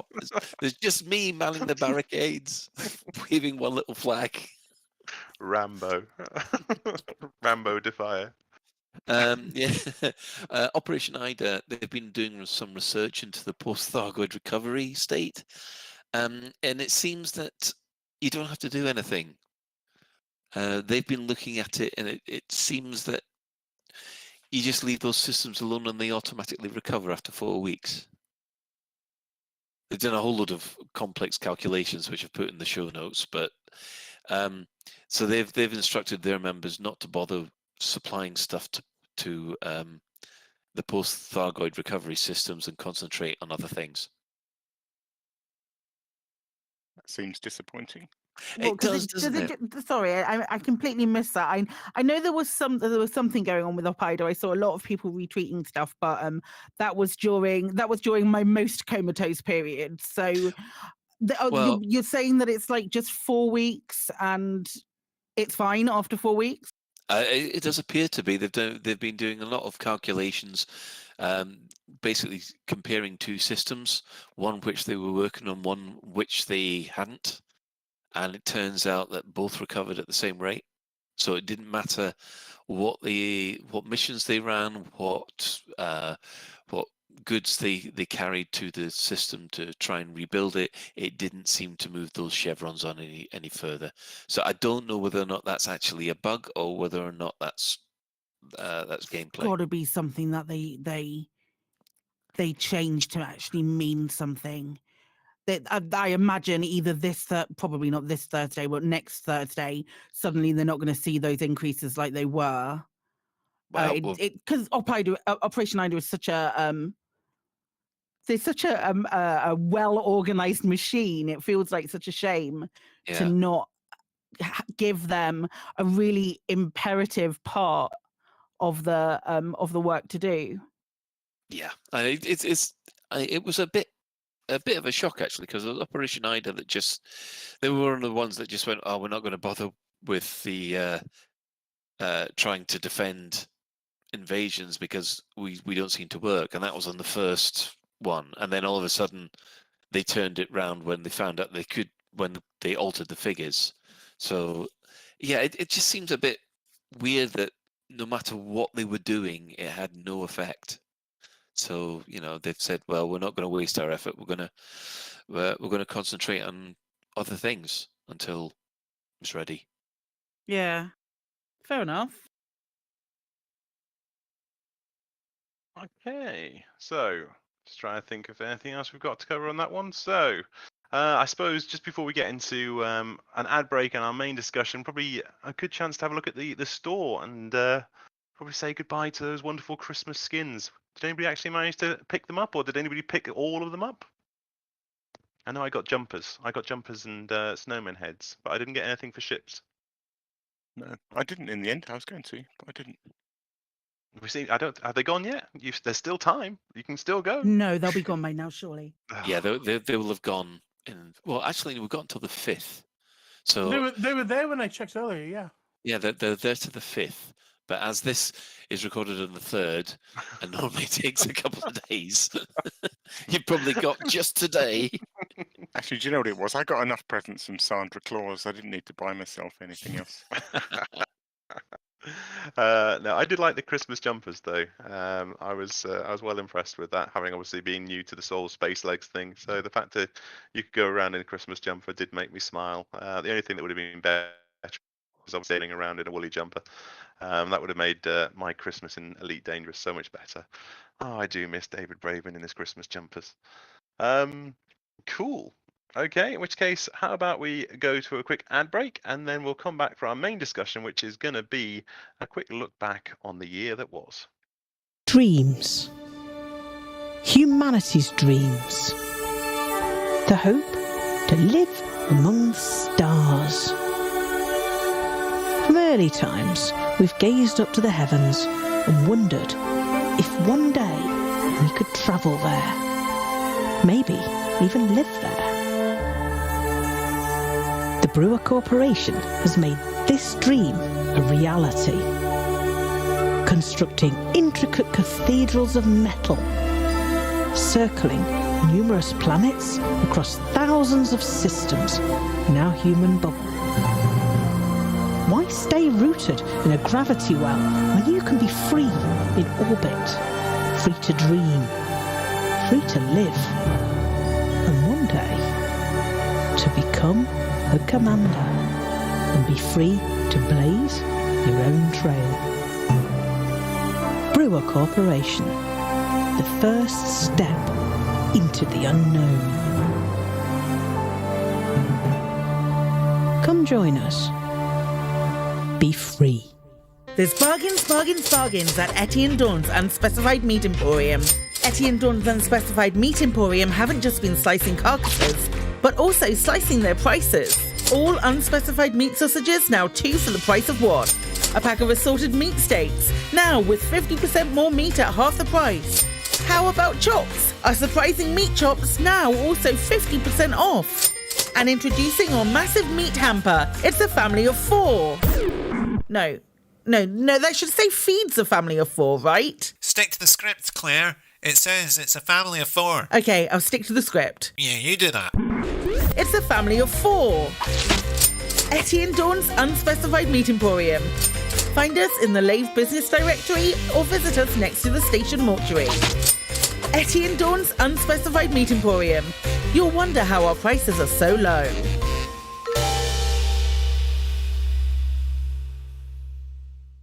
Oi, how you doing, my brother? So you run some data and you left your little sidey and you're starting to think about maybe a ship that can punch a little bit harder. Well, the Killback, the one with the little flappy wings, is just what the doctor ordered. It is multi-crew enabled and is the smallest ship with a fighter bay, so you can point and they will do your bidding. Ha! It's got 3 utility mounts, 2 small and 2 medium hard points, plus a whole batch of compartments. So if you want a bit of fun, grab a Killback, my son. Space is vast, and pirates have needs just like anyone else. Introducing the Lonely Pirate Handbook, the ultimate resource for lonely pirates.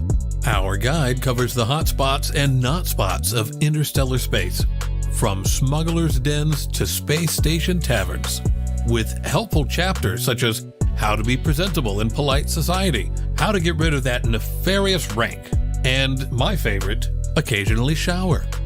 Are your early advances often mistaken for attempts to rob or plunder? Oh, I've come a long way for what's in your hold. Prepare to be boarded. Frameshift charge detected. Oh. Buy today and receive the Lonely Pirates Chat-Up Guide for free. I've got a very large hard point. Would you like to see my very large hard point? You're so hot. You're making my temperature critical. Lower your shields. I want to inspect the goods. Come back to my place. I might let you touch my A-rated anaconda. Are you smuggling illegal goods? Because you've got fine written all over you. The Lonely Pirates Handbook. Now available in all Anarchy bookstores. We'll teach you to loot anyone's heart. Score alert!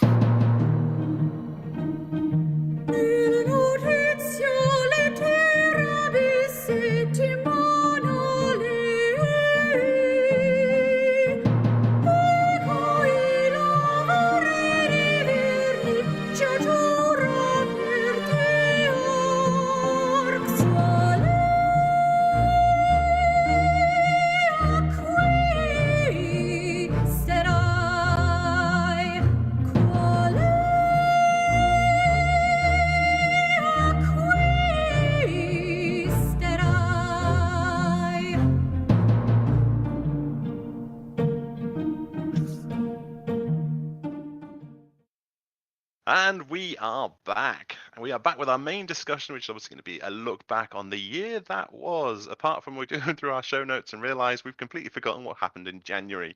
That's because January is one of those months where you just wish it didn't happen. And I think, from what I can see, January, I don't think a lot did happen, did it?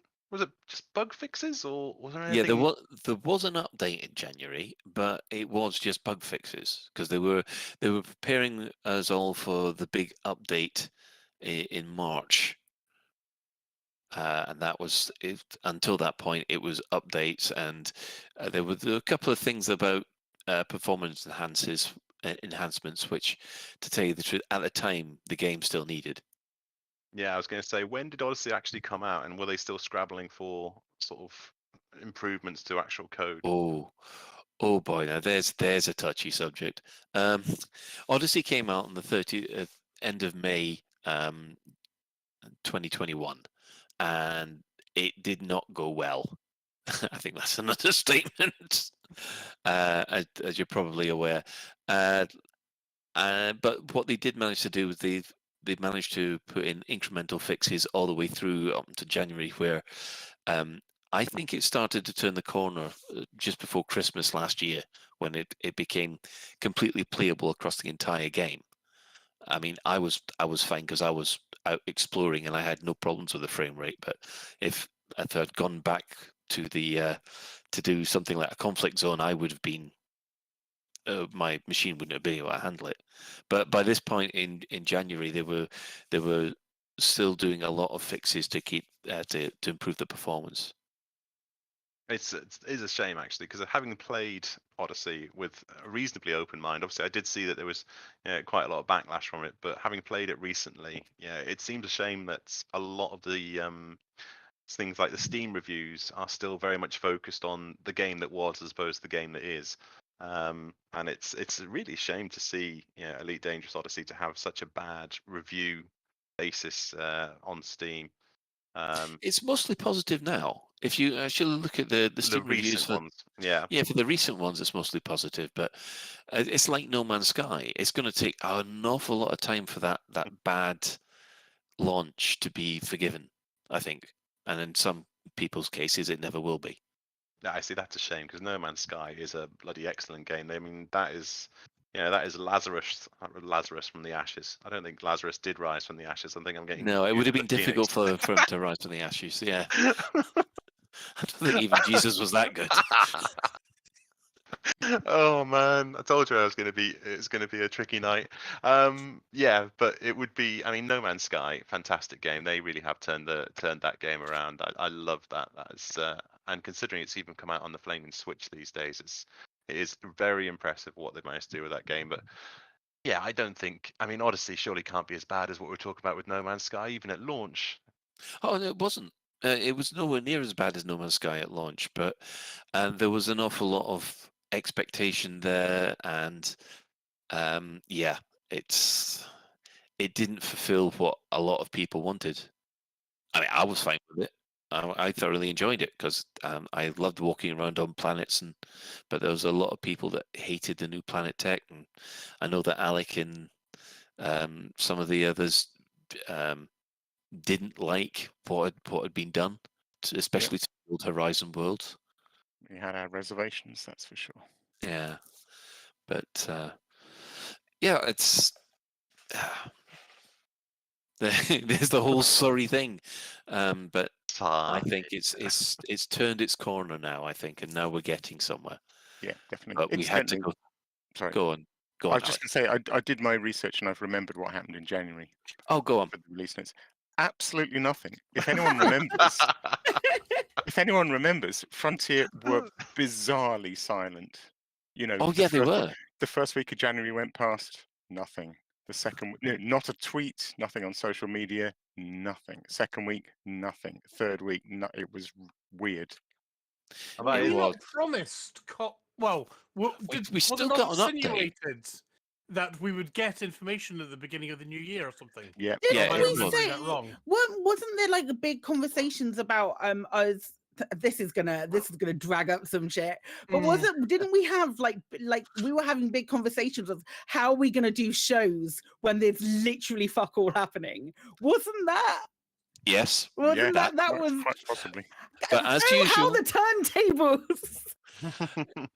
As usual, Lave Radio managed to step up to the task and managed to just talk about absolutely nothing to keep people interested. Oh man. Yeah, we spout shit so they don't have to. Exactly. Yeah, but there was actually a release. I remember there being a release because it came out of nowhere. They didn't. There was just one. I think there was one tweet about it saying, "Oh, you've got update 10 now." Oh, right. Thank you very much. Because they were not talking about Elite Dangerous at all, and that happened all the way until March. When we find out why they weren't talking about it. Yeah. Yeah. Oh shit! Yeah. Okay. Now I'm back. I'm back in the room. It's fine. You got it. Well, let's not spoil March. Let's go on to February, which by all accounts was still extremely quiet, but we did have the Buckyball Magic 8-Ball Championship. Oh, that was a godsend, Alec. Thank God for that. Yeah, it did spark things up, didn't it? Yeah, that was really great actually. Because we were, the Buckyball Racing Club was sort of very quiet as well, actually, and I think a bit of motivation had kind of gone out of it, and so yeah, this just managed to kickstart it. It was just like, well, let's do a season of 8 races, and we'll get volunteers to rerun old races, so we don't have to spend too much time thinking up new ones. And Psykit and Brother Sabathius and loads of people stepped up and said, "I'll do one. I'll do one." It was great, and then we had a whole season that kept us going. It was really good. Going to try and do it again this year. Something. Oh, excellent! Excellent. I will do better than my whatever plate I was. I'm going to catch you, Psykit. I will catch you. No, you won't. You need to get good, mate. Get good. Well, speaking about good, it looks like March was taking a bit of the good with the bad, or the rough with the smooth. Update 11 came out. Fleet Carrier Interiors was released and jump sequence for that. And then, of course, the big cloud, the announcement of console cancellation for Odyssey. This is still when I look at them on Elite, Elite Dangerous actually post anything on Twitter or anything, there's always someone jumps straight in there about how they feel abandoned about consoles, and they're still holding out hope that Odyssey will appear on consoles. I take it this did not go down well. Oh, that was an understatement. What do you mean? I thought it went down really well. Everybody was super happy about it completely. Yeah, I mean that was. I mean, you could tell it was on the cards because you couldn't run Odyssey at anything decent on an equivalent PC to an Xbox or a PS4, and there's a whole load of rules when you're releasing to the Xbox store that it's got to be backwards compatible. So you can't take Odyssey and release it on the Xbox X and not have it run on the original Xbox One. I mean, Odyssey would probably run okay on the Xbox S and the PS5, but as far as trying to get it to run on a PS4 or the Xbox One, not a chance. Oh, I didn't realize that. So they have to be backwards compatible with the old tech. What is the point of developing for PS5 or the latest Xbox if it has to be? It's because it's DLC, isn't it? Odyssey's DLC. It's not a new game. Okay, that makes. I mean, they could try and get around it by releasing Elite Dangerous Odyssey as a standalone product for those consoles, but I think that opportunity's now passed, unfortunately. But So you don't think there's a little corner of Frontier Development Towers where they are working on, an Odyssey release for consoles? No. Already? No, I don't think so. No. Yeah, it's just like the virtual reality department for Odyssey doesn't exist either, which is a shame. That is a shame. Because absolutely, you'd have no problem playing Odyssey. If I can play Odyssey well on my PC, there's no reason why it wouldn't play well on a PlayStation 5.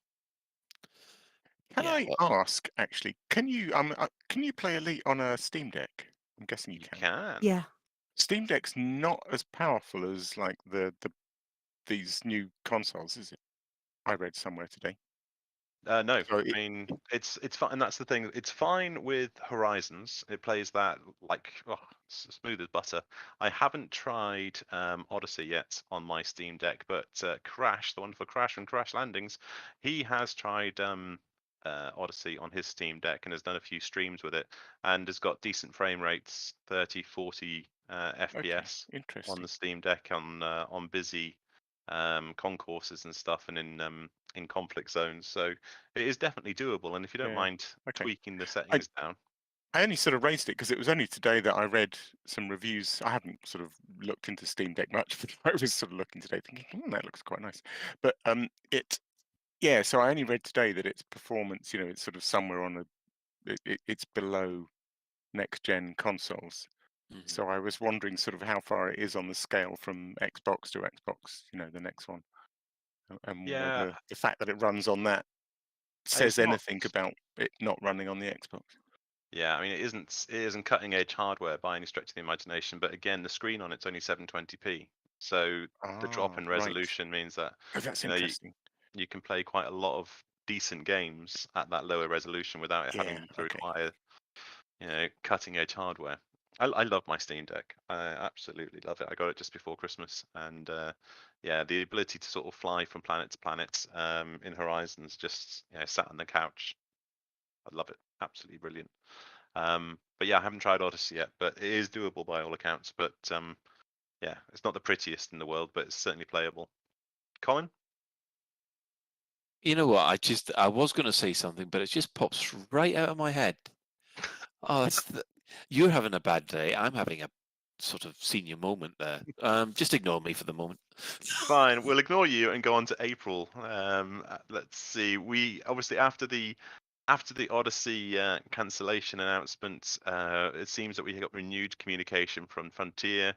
We got Twitch drops, which basically I watched a few of the Twitch drops and I thought they were quite cool. It was quite a nice idea, a nice way of getting the community watching the Twitch streams. I thought that was quite cool. What was Zach's community event calendar?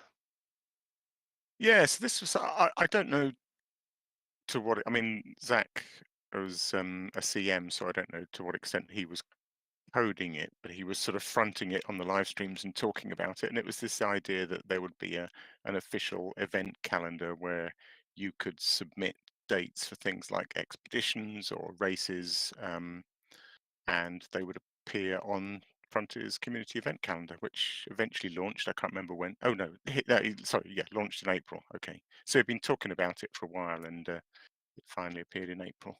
And then they used it in their live streams as a little focus each week. They'd look at the month or the the fortnight and show what was coming up. It was just before the buckyballs. It was great for the buckyballs, and it's been good for expeditions. I think it's died off a little bit over December. I hope it picks up again because it was a nice idea, but it does rely on the community doing There were stuff to charity populate it. streams and stuff were populated on there as well, which was a Yeah. nice touch. Yeah.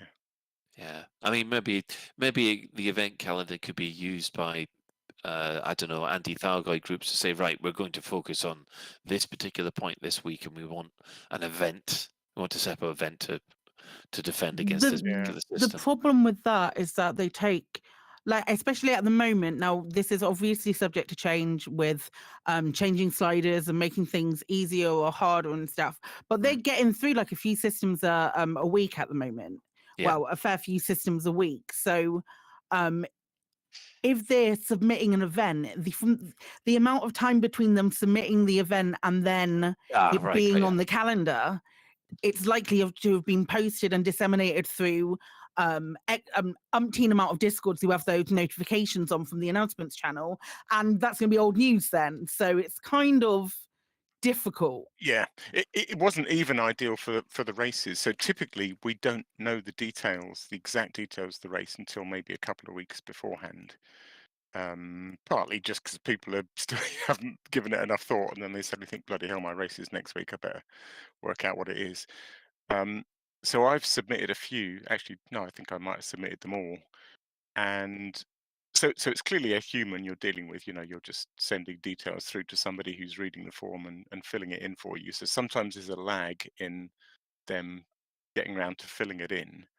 And the other thing is, I can't remember when it is, but there's a cutoff on start date. So if you leave it too late, you can't put the correct start date in because it's already past its window. And I didn't realize the turnaround time on it was so long. Yeah, and the other annoying thing is that if you want to make corrections, so typically with the buckyball things, I'd get an announcement in early-ish when we didn't have the artwork, and then later on I'd want to update it with the artwork and the exact start system, for example, and things like that. And again, you're dealing with a human, and it's so you're basically filling in a form, but you're basically saying to someone at Frontier, could you please go to this event and change these details? I guess that's the only way it can be, because if you could directly fill in the calendar, then it's open to abuse, and as usual. Yeah. But still, it was fun, and I hope it picks up, but it did kind of work for the year. It was pretty good. So looking at the obviously community events calendar, was that just for in-game community events, or I'm looking here? Was there a community meet before April that we've glossed over? Yeah, that's what I put the dot in. That's what I said. Oh, there's something else, but there was a community meet in Cambridge that a lot of us turned up to and got, let's say, slightly inebriated. I don't remember going. Really? No, of course I do. It was so much fun. Yeah, I mean, that was just before. The thing was that was just before the console news was dropped. And there was a lot of console commanders there, all trying to get information out of the CMs, which was a little bit awkward. Yeah. But and what was it? Was it just drink and food, or was there games to be played, or it was drink, food, and a raffle, basically? I think you'll find there was definitely a quiz. Well, I don't know whether or not the quiz really counted as a quiz when it was just Arth shouting. Everything is after shouting. That's really difficult to quantify. You can't say because Arthur was shouting it doesn't make it a thing, because then that negates everything that Arthur does. Oh man. And of course everybody is surprised about how tall Arthur was compared to Zach and Bruce. I remember someone saying something about that. Didn't you, Psychic? No, I didn't say anything like that. I spent a lot of time saying, because it was back when I was really suffering with my back and all of that kind of stuff, and it was upstairs.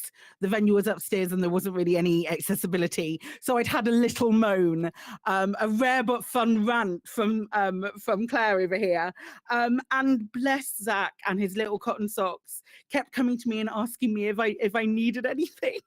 I was like, this is the sweetest human in the entire world. I'm going to exploit it. I didn't, obviously, but it was really sweet. It was a really good time. Ben, do you want to jump in? I was just thinking, I remember the time when you used to have to be shorter than David Braben to actually get hired by Frontier. Are you thinking of Ed? You think about all the CMs, frankly, originally, apart from Mike Brooks. Yeah. And Adam. Well, he's not a CM. Oh, Adam's not a CM, though. Neither was Mike Brooks. No, but Mike Brooks sort of did a lot of community-facing. He did at the beginning. At the beginning. Yeah, when there was only 10 of them making the game.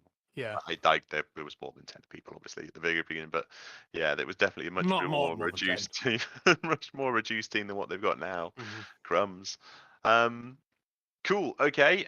May, we saw the Frontier Development's roadmap, which included the schedule for updates 12 to 14, plus the revamp to existing key game features in early 2023, and also the details of how you could transfer your account if you're a console player, and how that was going to work out.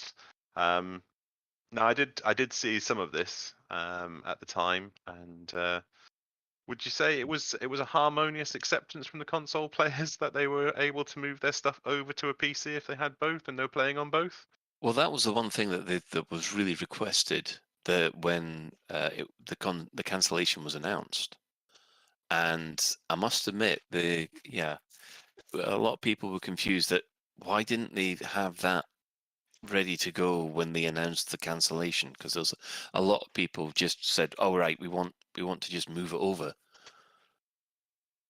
and and that did take a bit of the sting out of it. And I do know there's quite a few people who are enjoying Odyssey now because they transferred the console commander over, or copied it over, I should say. I think also the details of the console transfer, I think, were more than people expected. I would agree with that. There was really everything apart from fleet carriers. The fact that you were being given a free copy of Horizons, people were pleasantly surprised, I think. Yeah, it was everything except your arcs, because the arcs in your fleet carrier, the arcs couldn't be transferred over because there was financial implications with both the Sony store and the Xbox store.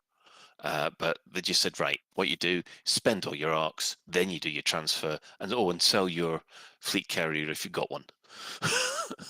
And yeah, I must admit the console account transfer system, absolutely flawless. I've transferred my old console commander over, played with that commander once. Everything's there that needs to be there. And what was the thing about fleet carriers? Do they not exist in the same server, or? Fleet carriers are complicated because they really there's an awful lot of stuff in the background that is done, for the BSG and where they're located. So they found that it was the one thing that they couldn't transfer safely. I had a slight hunch on the fleet carriers, just a thought about whether was it technically a problem, or were they trying to get people that weren't going to move to PC to decommission their carriers? Was it just a sneaky way of, trying to get some of these, what were basically going to become dormant fleet carriers, decommissioned? There does still seem to be a hell of a lot of fleet carriers in game, considering the price tag on them. I'm amazed every time I log into systems to see how many of them are just sort of sitting about the place. Well, the Golconda was really profitable for a lot of people. That was true. I think that's probably coming up. No, that was before. That was around May, I think. Just around sort of this time when the console transfers and all of that was sort of being outlined. There was a CG for helping out the Golconda, and the ship was the payment was for like tritium, and it made everyone like multiple billionaires overnight. Everyone who took part in it, those of us who decided that we weren't going to take part and regretted it for ages, but are now sitting on 2 billion bounties or are okay with it. But it paid for a lot of fleet carriers for a really long time. Yeah, that was 1 week where I was sick and I couldn't actually join in. I did 4 runs and got 1 billion credits, and I thought, wow, if only I would have my fleet carrier now. But I missed it. I think I was probably busy practicing for a race or something, but some stupid reason like that. I think there might have been a race on, Alec. I think it's a possibility because I was obviously I was in game, so it might have been my race. Was it the beginning of May? Could have been. It might have been my race. It's all your fault. I haven't got a fleet carrier. Probably. I'm so sorry. Do you want to come and fight some Thargoids? Because you'll make it in a few days. It's no problem.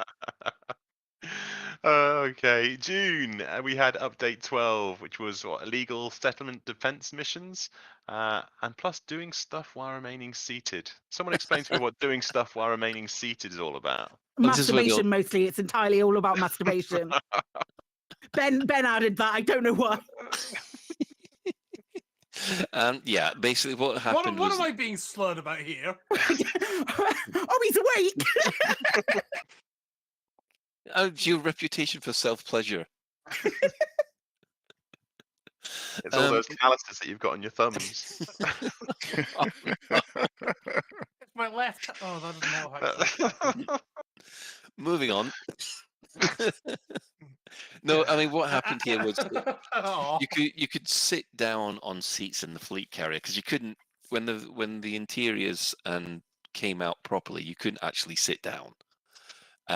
So first of all, they let you sit down, but you couldn't do anything. You couldn't interact. You couldn't run the chat window or anything like that.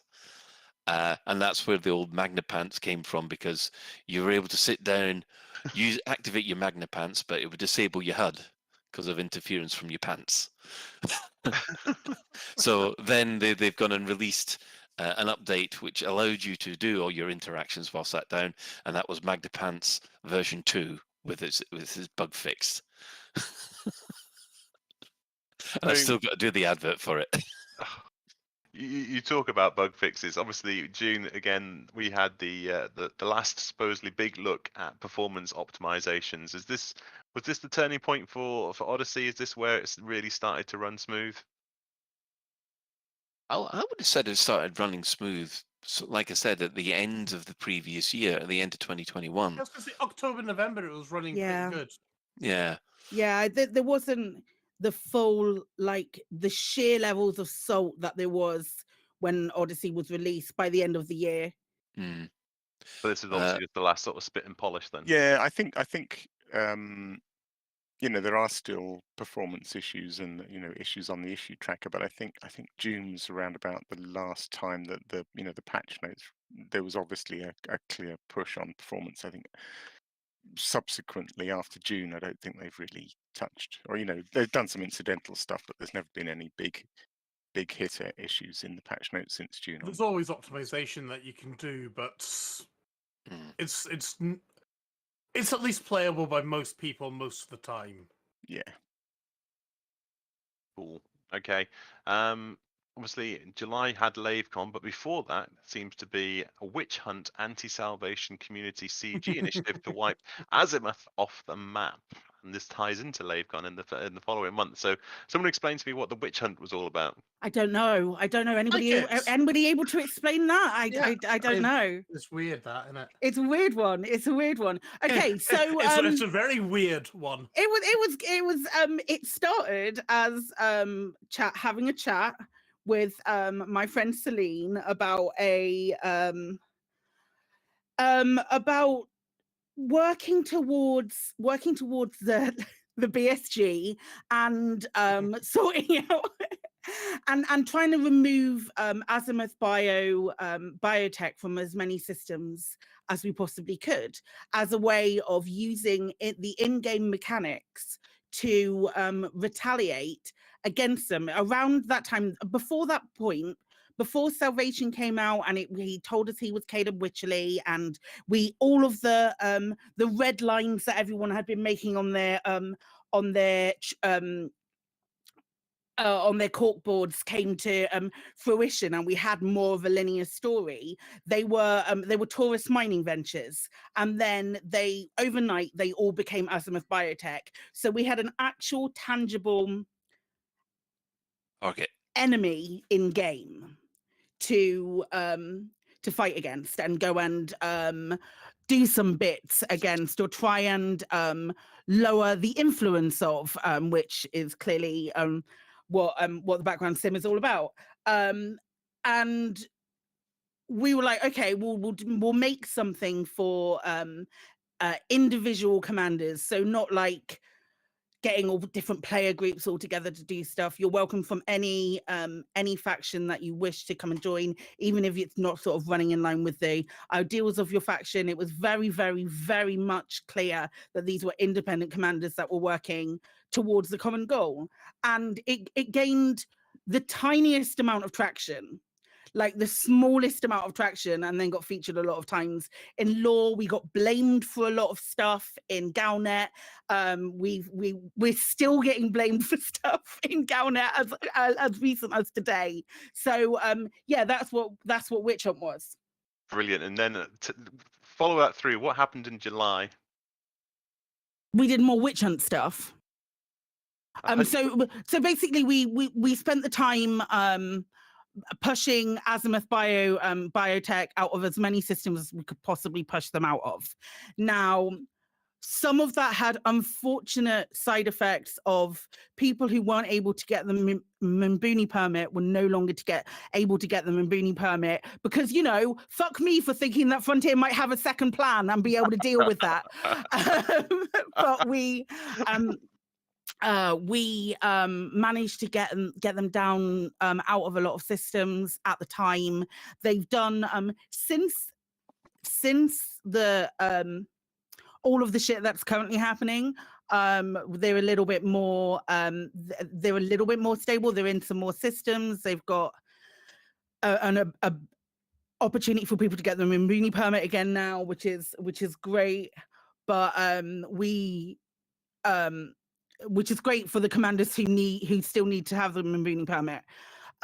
But we have it's still a relatively active Discord, like people still chatting there, and we're still plodding on with certain bits and pieces, but it's not as like June and July were literally taken up by me having notifications on my phone from different things that were happening from Witch Hunt, and it was a lot.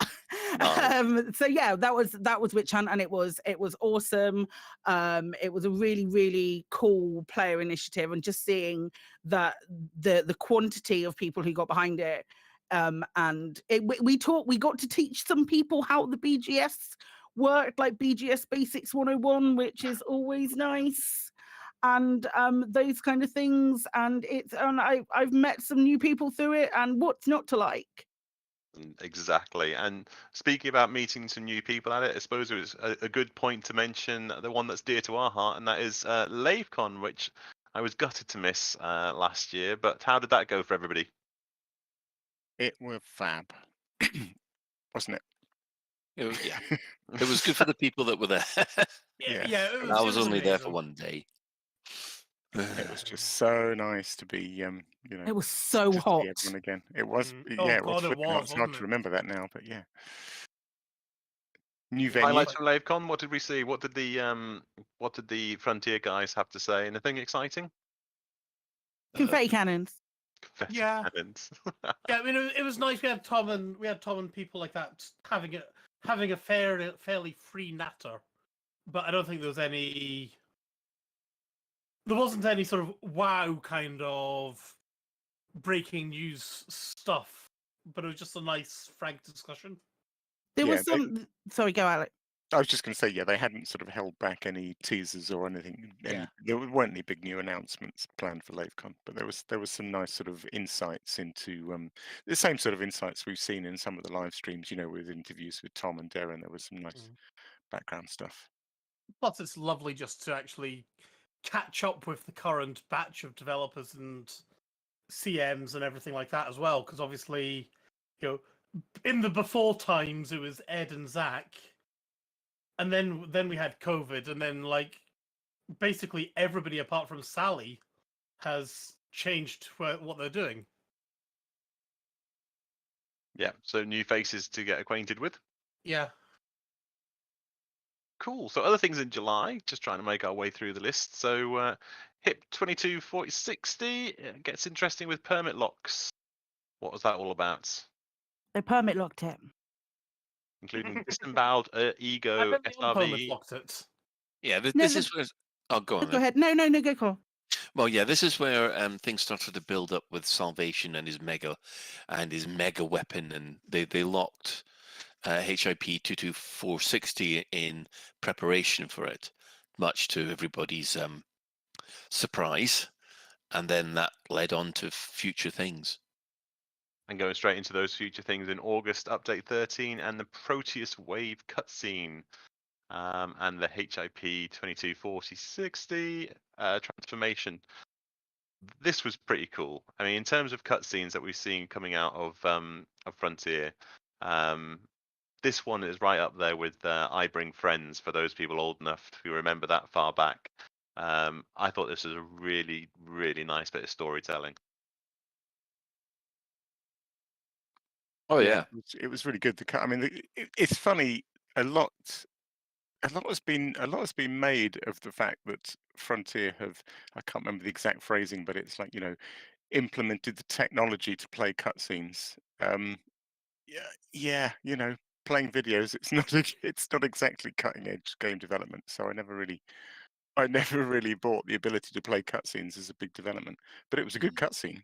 It just gives them the opportunity to share that on a game that is global and is happening in real time. It gives them a really good opportunity to be able to share a huge story beat with everyone, no matter what time they log in. I think that's why they were so excited about it. Yeah, totally. Cole? Yeah, I mean, I as much as I love what happened in after the Proteus wave fired, I really enjoyed the build up to it. I think it went out on a little bit too long, but for the 3 or 4 weeks that it took defending the megaships around HIP 22460, that really got it ticked the old Battlestar Galactica defending the ship scenario, which has been expanded on in later points. But the build up was really good, and then of course when 22460 hit, yeah, I think that was a shock for everybody in a good way. And the other shock that we had in August was that David Braben OVE steps down as Frontier Development CEO. Still on the board, but no longer at the leading edge of the company. What do people think about that? Yeah, I think everyone just thought, right, well, he's getting ready for retirement then, isn't he? Trying to figure out how old he is. He's still going to be incredibly involved with Elite. I don't think you would have to tear that away from his cold dead hands. Oh yes, that's very true.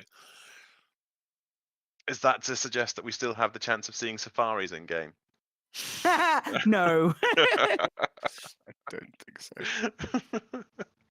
Oh, them were the days when they used to let him run riots at congresses and stuff and tell everybody about the vision that he has. And then you had Zach going, God, please don't talk.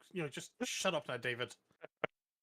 What else did we have? We had the idea of having pirate bases in asteroids. We had the idea that you can make your own bases if you were to get a thing and shoot them into the asteroids, and it would create a base for you. And he went wild sometimes with some of his Congress speeches and stuff and his visions for it. So yeah, I think you're absolutely right. I don't think he's going to be removed from Elite Dangerous. I think he's still going to have a very close eye on what's going on with it, and we'll have for the foreseeable future. But yeah, it's amazing. Go I on. do love it when David Braben goes a bit Chris Roberts. I really do. That's what you need, a bit of feature creep. Although, was it him that also talked about flying around in gas giants and having a bit of a mini game in terms of collecting fuel on gas giants? I think that was us. Well, was that us? Oh, Yeah, I don't think we were that starting was to quote us. our own bloody speculation. That's just embarrassing. No, I'm sure it was. I'm sure at one of the LaveCons um, we saw concept art of gas giants and flying through gas giants and Didn't stuff. we have those electrical clouds and things? Yeah. Yeah. Oh yeah, there was the Lagrange point clouds and interstellar. Yeah, but these weren't originally done as Lagrange point things. Oh right. The artwork wasn't originally Lagrange. It was gas. Yeah. But yeah. Yeah, well, maybe that's the next big update. Maybe it's not walking around in ships, or God forbid, being able to actually walk up the stairs onto your ship, as opposed to being magically teleported, or maybe lifts that hold more than one person. These mega advances for for the next year in Elite Dangerous. COVID rules still apply in 3308 and 3309. Okay. Even though we're in isolated spacesuits. Yeah. I love it. I do. I love the game. I love it for all its years. We've got weakened immune systems. Okay. Totally, absolutely. We'll go with that. And a Stargoid is born. Something else that happened in August. What was the Stargoid story? Well, basically, it was these lights that started appearing in the sky, and they started heading towards the bubble, and everyone thought, "Well, that's Thargoid then." To which all the Galnet articles went, "Well, no, they're not. They haven't been confirmed as Thargoid. They're not. They're not Thargoid in any way. They're not Thargoid." And everyone else is going, "Yes, they are. Stop lying to us." I'm not saying it's Thargoids, but it's Thargoids. It's Thargoid. No, everyone said that it would. No. I'm not letting people get away with this, because so many people said that it was Guardians because there was a little bit of blue in there. I'm pretty sure that Alec is included in these people. Yes, hands up. And I'm not letting you get away with it. No. Good call. Good call. You're quite right. I like that. Alec just retconning his last year. Sometimes when things are just so obvious and the entire community assumes one thing, I do like to go the other way and think, well, hang on, what if it's not? Hold on, let's not all get carried away. But it was Thargoids, wasn't it? Mm-hmm. Well, we'll keep Alex on the spots, because obviously in September we have more Stargoids and the end of the Magic 8 Ball. Indeed. 8 months later, damn good race.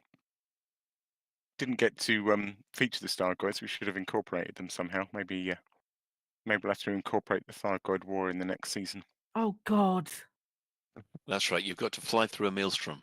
Yeah. I haven't got the final results to hand, but I don't think there was any great surprise that Shay Blackwood basically won. And I think I'm trying to think who else. A couple of the Buckyball regulars did extremely well. Captain MD did extremely well. Yeah, it was good. It was, we did it because you probably missed out on this, Fozza, but we had a kind of we did a point system. So there were 8 races, excuse me, and each so a win would get you 10 points, and then a second place would get you 9, and so on and so on. Yeah. And then we just added up the points throughout the season across the 8 rates, and you were allowed. We did it so that because obviously some people were going to miss races due to holidays and stuff, so we made it that you just took your best 6 of the 8. Oh, nice.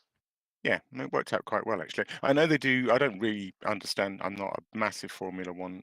I don't follow Formula One that closely, so I know they do more complicated things than just 10, 9, 8, 7, 6. But actually, I think that worked pretty well. I think it gave a pretty. I don't think there were any surprises in the final results. I don't think anyone was objecting to the, who came first, second, and third. I think. Were there any last-minute rule changes? Were there any last-minute rule changes? Yeah, we did. There were a couple of races where we were like, oh no, we need to change that. So it was a couple of things.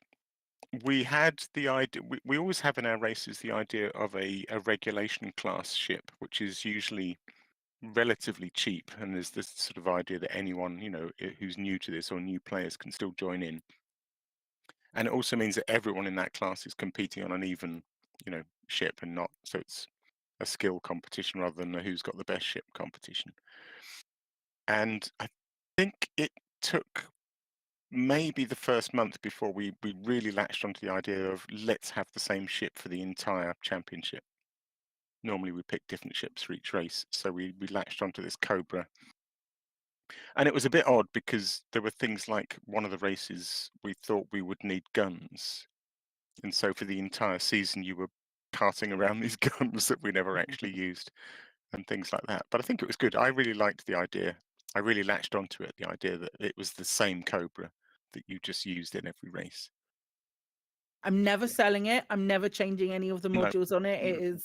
Yeah, it me is. neither. It literally was the shit. It made me fall so in love with the Cobra. Yeah. I yeah, me too. genuinely never thought that I'd feel that way, but it was such a fun ship to fly. And the other thing we changed, which is always a difficult one, is originally we were going to allow the 8 hosts. So each race was hosted by a different person, and we were going to allow the hosts to compete in their own races. The thinking behind that being that these are old races that we were rerunning. So the information on anyone was free to look up the old race and practice. It's not like the hosts necessarily had an advantage.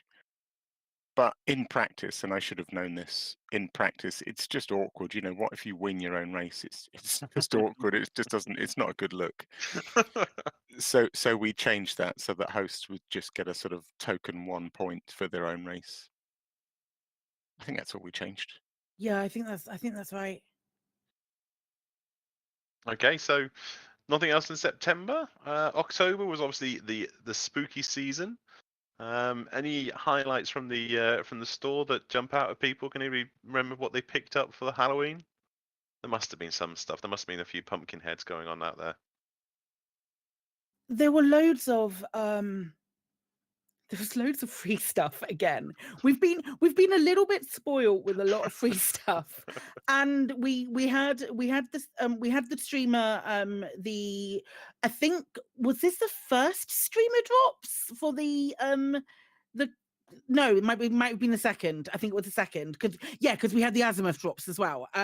But there were two there was the streamer drops, which were the pumpkin faces things, and then the ones that you got for free with the new story that they bought in were the glowy ones, which made some excellent screenshots and spoopy screenshots. So that was pretty cool.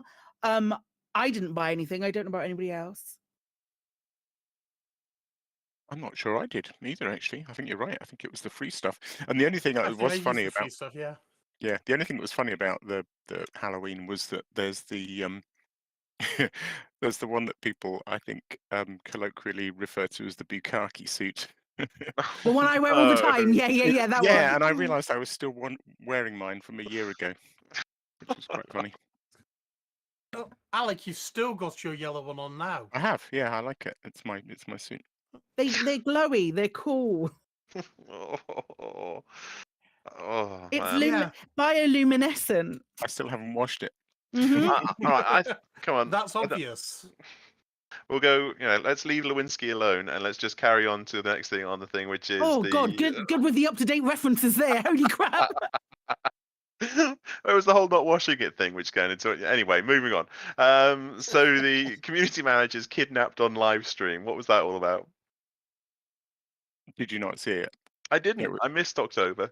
It was quite funny. So they did a thing. So in their live streams this year, they've been doing it more and more. I think they've been basically using their green screen, so it looks like they're sat on the station concourse or someone like that.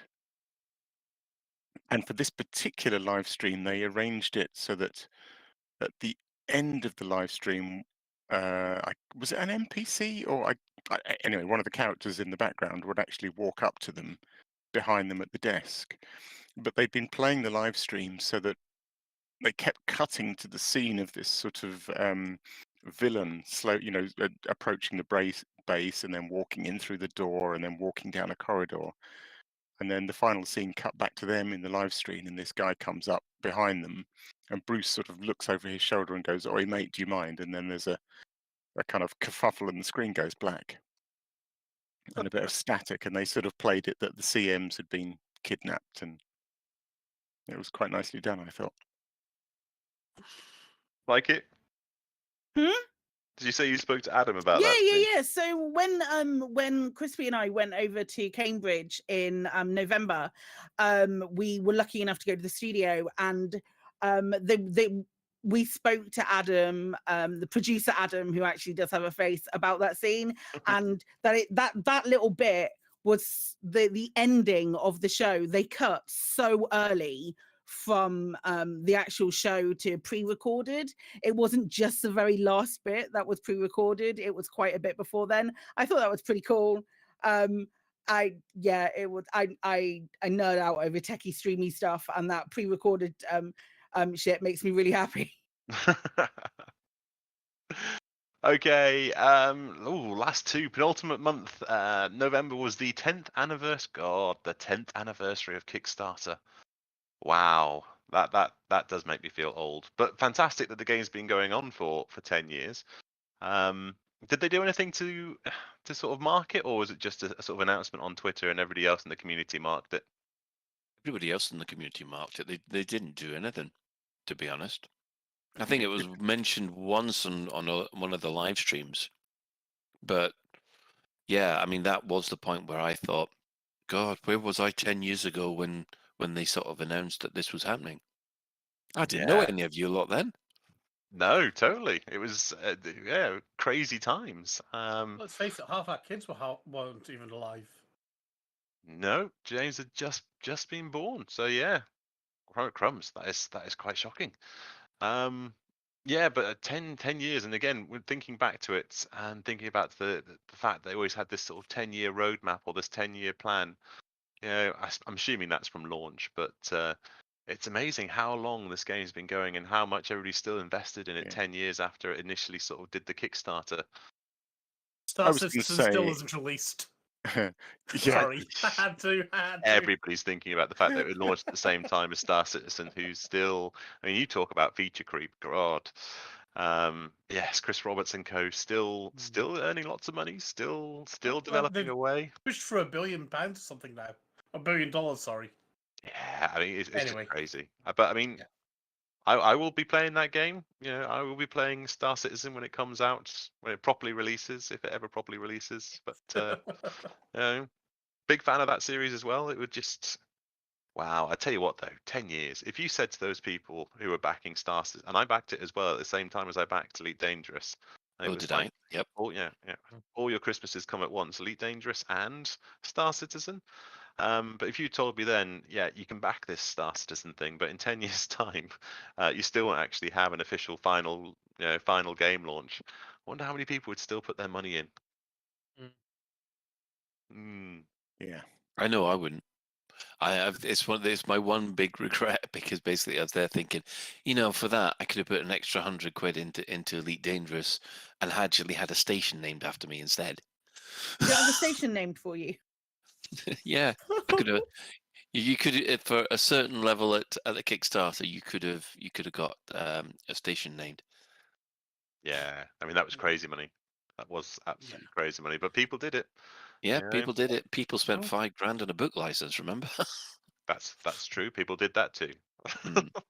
And we some had people Kickstarters paid for our Kickstarters.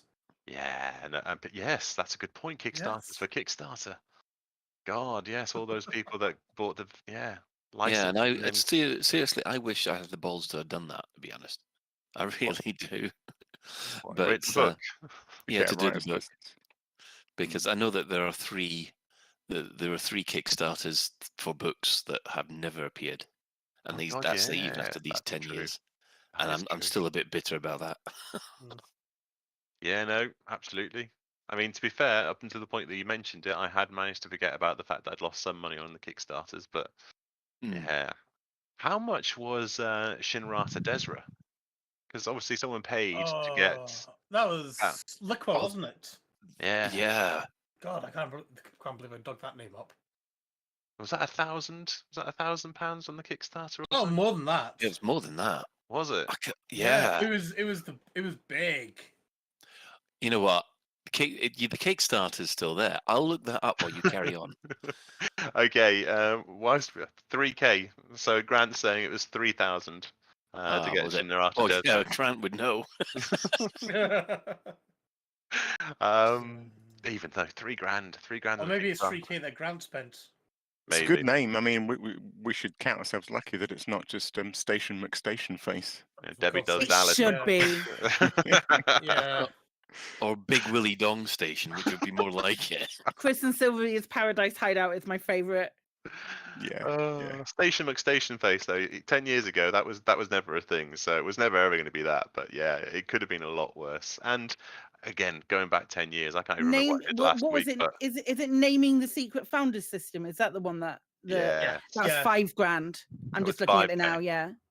And Liquid, I mean, there was something about it. I think we did it on one of the earlier shows, but there was a point to Shinra Desra. It was an amalgamation of family names or something. Somebody needs to look it up, but it meant something in to Arabic, isn't Liquid. it? Yeah, it meant something to him as well. So it wasn't just Yeah.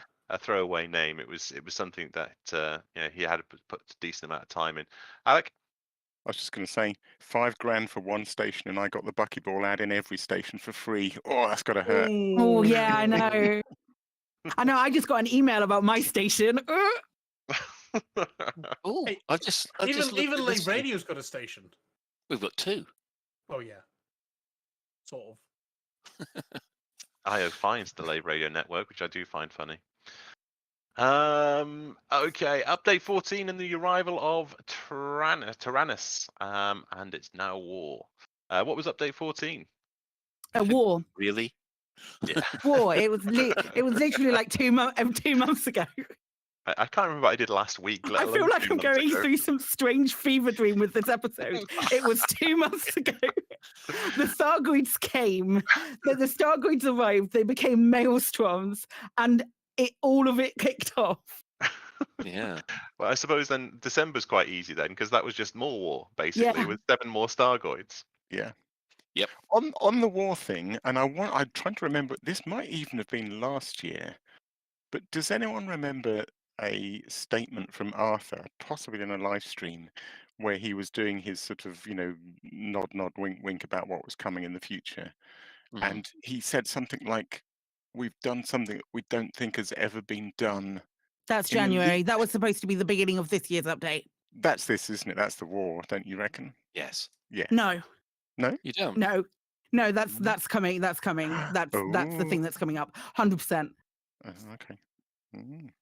But dive into that for someone that's just gone back into the game, something that's never been done. Well, this war has never been done. There's this thing. There's something similar in EVE Online about I think is it the Flex or something like that, where they've got an alien race trying to invade their play area, but I don't think that picked up. I'm trying to remember the wording. It was like never been done in Elite before, and a lot of people picked up on the fact that it was Elite and not Elite Dangerous, and so it crossed the. But I didn't think it was in any video game. Yeah, I don't think that is. I don't think there is much to draw like the line when people are talking about Elite Dangerous and referring to it as Elite. Yeah, I suppose I think that's a very tricky thing to pick up on and be like, oh, let me put my tinfoil about that. I think a lot of the mechanics that we've currently got, like the only things that are really new are the progress bars, and I don't think that's and obviously the maelstroms, but there's not really anything happening with them at the moment. So what they said was the thing that's coming at the beginning of next year is going to be like a complete overhaul, a brand new thing that hasn't been seen in Elite before. That was my memory of it anyway. Mm. Well, the war's done very well for the Steam ratings, that's for sure.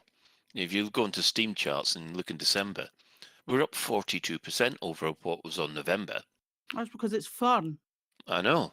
And there hasn't been this many players playing in Steam since Odyssey's launch, which I think is great because you go to some of these places and there's the chat window is sort of buzzing. Great. It's really fun to jump in with a big, because instancing work, like for me at least, instancing has been really good as of late. So if I'm jumping into a war, be it in my PG, let's face it, I'm streaming, so I'm in my PG. But if I'm jumping into a Thargoid war, and there are folks that can come and join, and we don't even need to be like teamed up or anything like that. We can just play, and it's really fun doing the Thargoid combat in a big group. It's equally as fun doing the Thargoid combat around either a planetary base, well, predominantly a planetary base, or like places where the Thargoid combat wasn't before. And the precursor to that was obviously before Daddy Savlon's Proteus wave went a little bit Pete Tong. The precursor to that was having the fights around the the mega ships. So good. Yeah. So in regards to future updates 15 and 16, what are they relating to? Do we know? Well, More this war is stuff? this is the kind of thing that Psychic was referring to in the future. We thought we were only going to get one more update, but it turns out we're going to get two.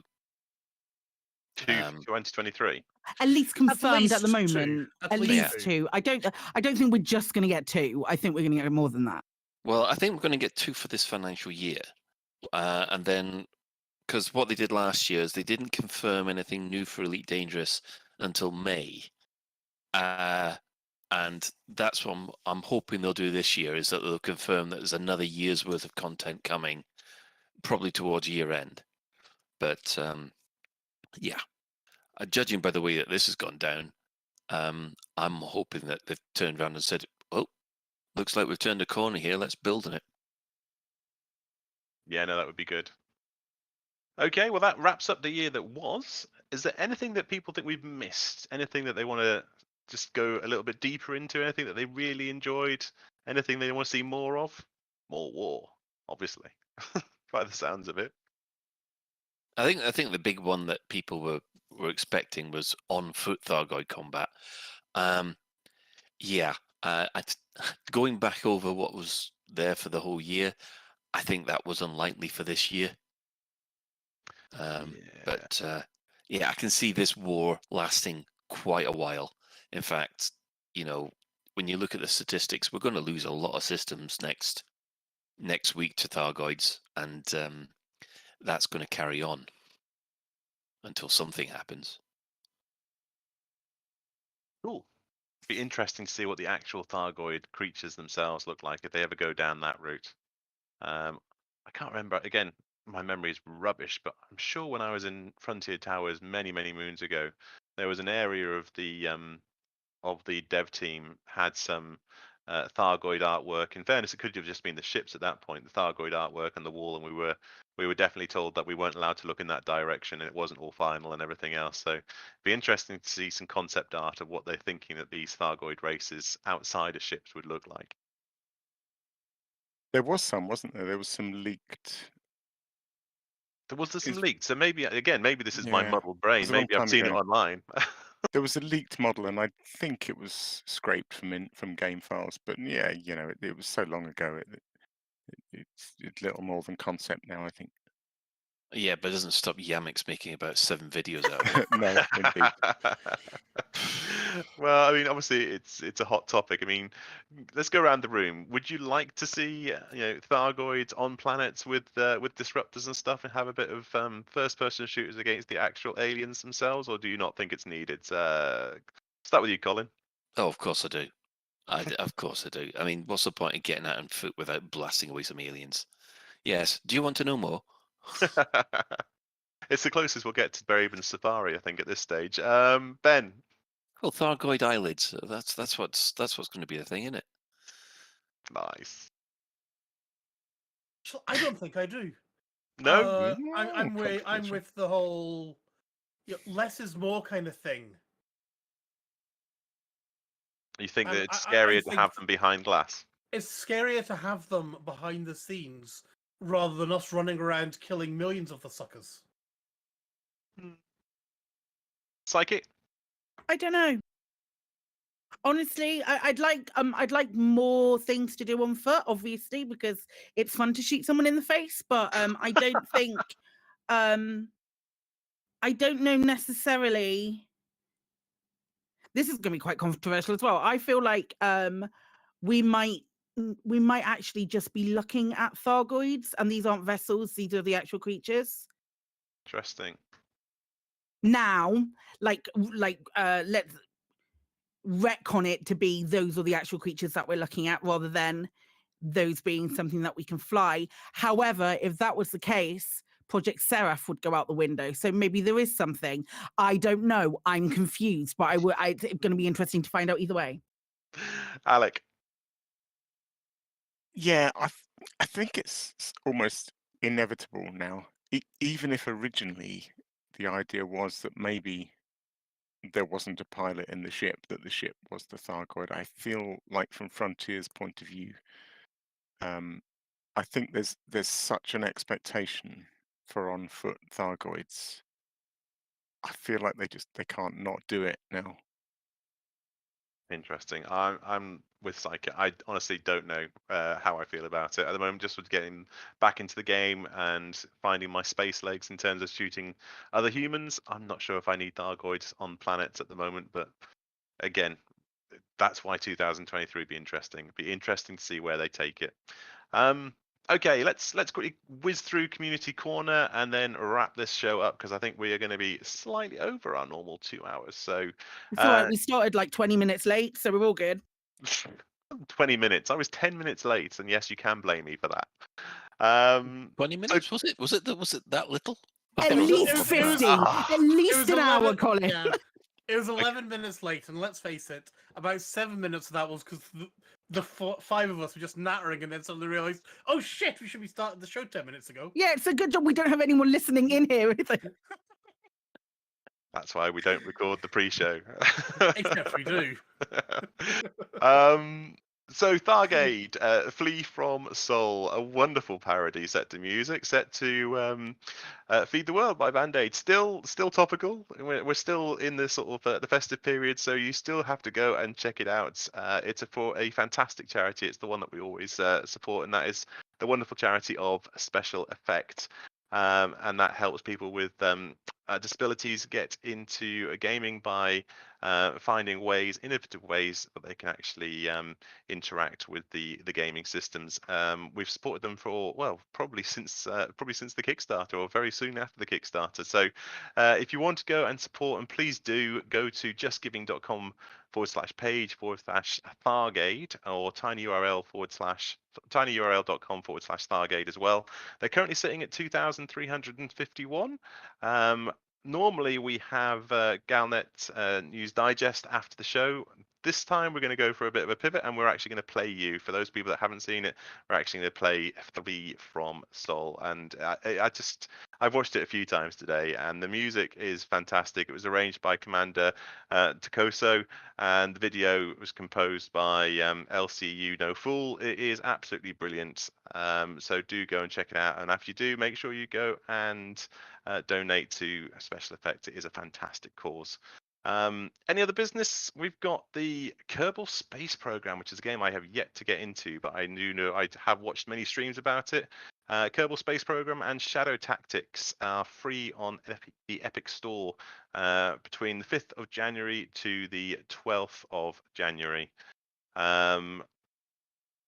Quick shout outs. We'll do the shout outs. So obviously the team on Dex Island are taking their well-earned break before their season 2 return. But there's still plenty of material to fill the void. So point your auto assistant to your favorite podcast app, including Spotify and Audible, and search The Dex Legacy. There you'll find bonus edition interviews as well with cast members, with the writer Emily Inkpen. There's also plenty of bonus material and merch at thedexlegacy.com. All proceeds of that will go towards making of season 2. Our sister station, Hutton Orbital Radio, broadcasts on Thursdays from 8:30 UK time. You can tune in at twitch.tv/Hutton Orbital Truckers, or just for the audio, you can go to radio.forthemug.com. And for the discerning commander who likes a bit of CQC action, you can check out the CQC Discord at discord.me/Elite Dangerous CQC. We'll also always be giving out shout outs to the following Elite Dangerous podcasts, which have appeared over the last year or so, and our regular standard contributors. So we've got the Flight Assist, we've got the Guard Frequency, who do other space games as well, and Loose Screws. Massive thank you to those who have chipped in on Twitch chat and the in-game commanders. Special thanks to Commander Tukoso, Junior Tracks, and Alan Stroud, who created the music used on the show. And that's it for another episode of Lave Radio. If you'd like to get in touch with the show, then you can email info@laveradio.com, hit us up at facebook.com/Lave Radio, tweet at Lave Radio on Twitter, or toot, which is new to me, at Lave Radio at spacey.space on Mastodon, or you can join our Discord server by going to discord.io/Lave Radio. We also have a TeamSpeak server where our commanders come and hang out and chat, and you can find that at teamspeak.laveradio.com. Do get in touch if you have any questions or if there's anything you'd like us to discuss on future episodes. We record the show live on a Tuesday evening at 8:30 and we stream out on laveradio.com/live. A massive thanks to, let's have a look who's been on the show today. To Ben, to Colin, to Psychic, and to Alex, and a massive thank you to Chris for who is working behind the scenes on all of our tech stuff. That's it for this episode of Lave Radio. Until next time, commanders, fly safe, and if you can't do that, fly dangerous.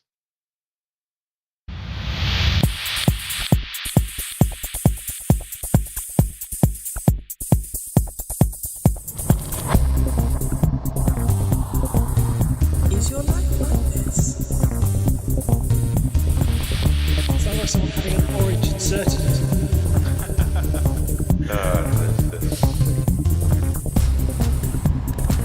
Need a safe word. Space can be loaded.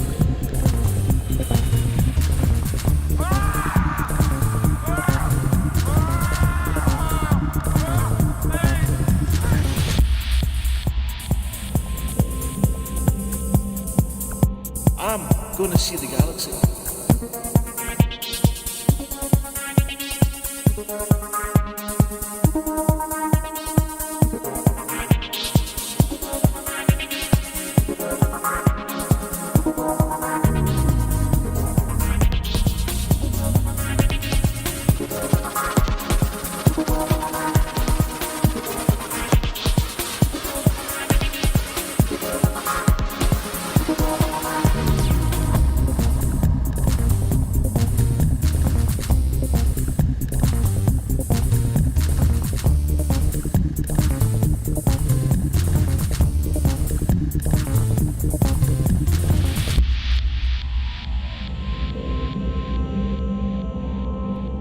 Ah, damn it. No worries, guys. Hold the fort for 2 seconds. I'll be right back. One of the 20th century traditions that has survived to this day is the charity single. Each year at Christmas, the charity singles must take part in a duel to the death because there can only be one. Typically, a large group of fading musicians, celebrities, and non-entities are gathered in one place to make the blandest and most disturbing song ever recorded, and then people are urged to donate money for the deserving cause. Alice, put the crockery down. There's no room, we can't take it all with us. Sorry. This year, the cause is Thargade, a charity dedicated to helping poor people flee the bubble ahead of the impending extinction of mankind. We'll just have to choose. Yeah, choose between the china and the special toys. Just make sure you bring the damn whiskey. Fanny Longburn and Willie Stroker are hoping to revitalise their careers by performing on Thargade. Fanny has great enthusiasm for charity, provided it starts at home. We are joined here in the studio by Fanny Longburn and Willie Stroker, who will be performing in Thargade. Welcome to the studio. Thanks. It's great to be here for this amazing cause. Yeah, it's great, isn't it? There's an amazing array of stars performing for this charity event. We've got the Tocoso, Orange Phoenix, the Psykit, and the Father Bill, and many others, all giving their precious time. Who the fuck are they? They're the other celebrities. Well, I've never heard of him. Who's that in the scarf with the chrome dome? Oh, that's Commander Burr and his wife Rini. Wow! He's punching above his weight, isn't he? Fanny, this is for fundraising. Can you tone it down a bit? Yes. We need people to give now. Give money. Every second counts. Just do it now. Don't go down to the pub. We need your money now. Not later, or tomorrow, or whenever you fucking remember. We need it now. Shall I give out the address for people to send donations? Fuck the address. Let's just give them the number. The number to send your donations to is 1429503452799911. That isn't the donation hotline. That's your bank account number. The money's supposed to be for charity. Just give us the fucking money! Fanny! QVT, QVT! This Christmas they're gonna kill all of us. It's Christmas time. There's a need to be afraid. And at Christmas time, they might conquer soul and infest lay. All these words of plenty, spread with slime instead of joy. They'll throw their tentacles around our world tonight. But say a prayer to the God.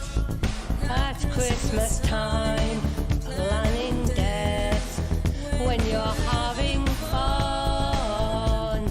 There's a shape outside your timeline, and it's the cause of courtly fear, where the brave and tunnels turning into hyperdiction tears, and the Christmas jumping forward, muffle the booming honks of doom. Well, tonight, thank God it's Bruce inside at you. And there won't be snow in Seoul, I hear, this Christmas time. Just caustic burns and gargoyles screaming, having fun. Oh, your canopy will blow, and your laps of porridge blow. This Christmas they're gonna kill us all. Here's to you, helping saving everyone. Here's to them, watch them killing just for fun. This Christmas they're gonna kill us all. Hear me now. It's Doctor Who. I love this show. Okay, seriously though, this is the best we can do. They're gonna kill us all. We're singing. I think way to go, LCU. But hey, at least it's fun. Respect. Free from sorrow, let the bubble burn tonight. Oh, free from sorrow, get out while you still have time. Oh, free from sorrow, let the bubble burn tonight. Oh, free from sorrow, get out while you still have time.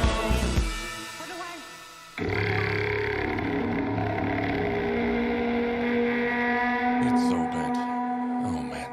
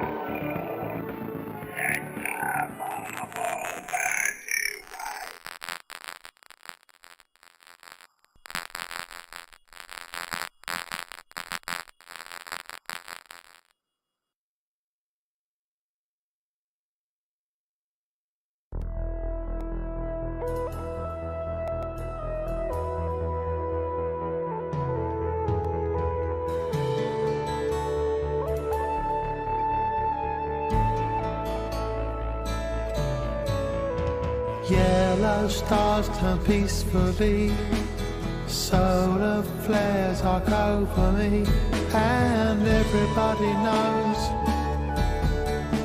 you scoop before you go home. Heat gauge rising gently, tanks refueled so quietly. John comes into view. Let's head to somewhere new. Who knows what the next system holds? What sights we'll see? Oh, let's be bold and fill our screens as we look for mystery. A pulse wave booming in the dark returns to us the hope of somewhere safe for me and you, somewhere we can escape to when credits ain't alcohol, a planet to call home. Let's keep chasing every dream, a ring so rich, oh so pristine, no one has to know. Our bookmarks won't be shown. One day we'll own this holding place. First footfall turns into a settlement or two, named after me and you. Our fleet will be security. No one will mess with us. Everybody has a dream. Jump into the black becomes a scheme. When credits don't mean grind, leave that far behind. Everybody has a dream. Jump into the black becomes a scheme. Everybody knows. Scoop before you go. We love you.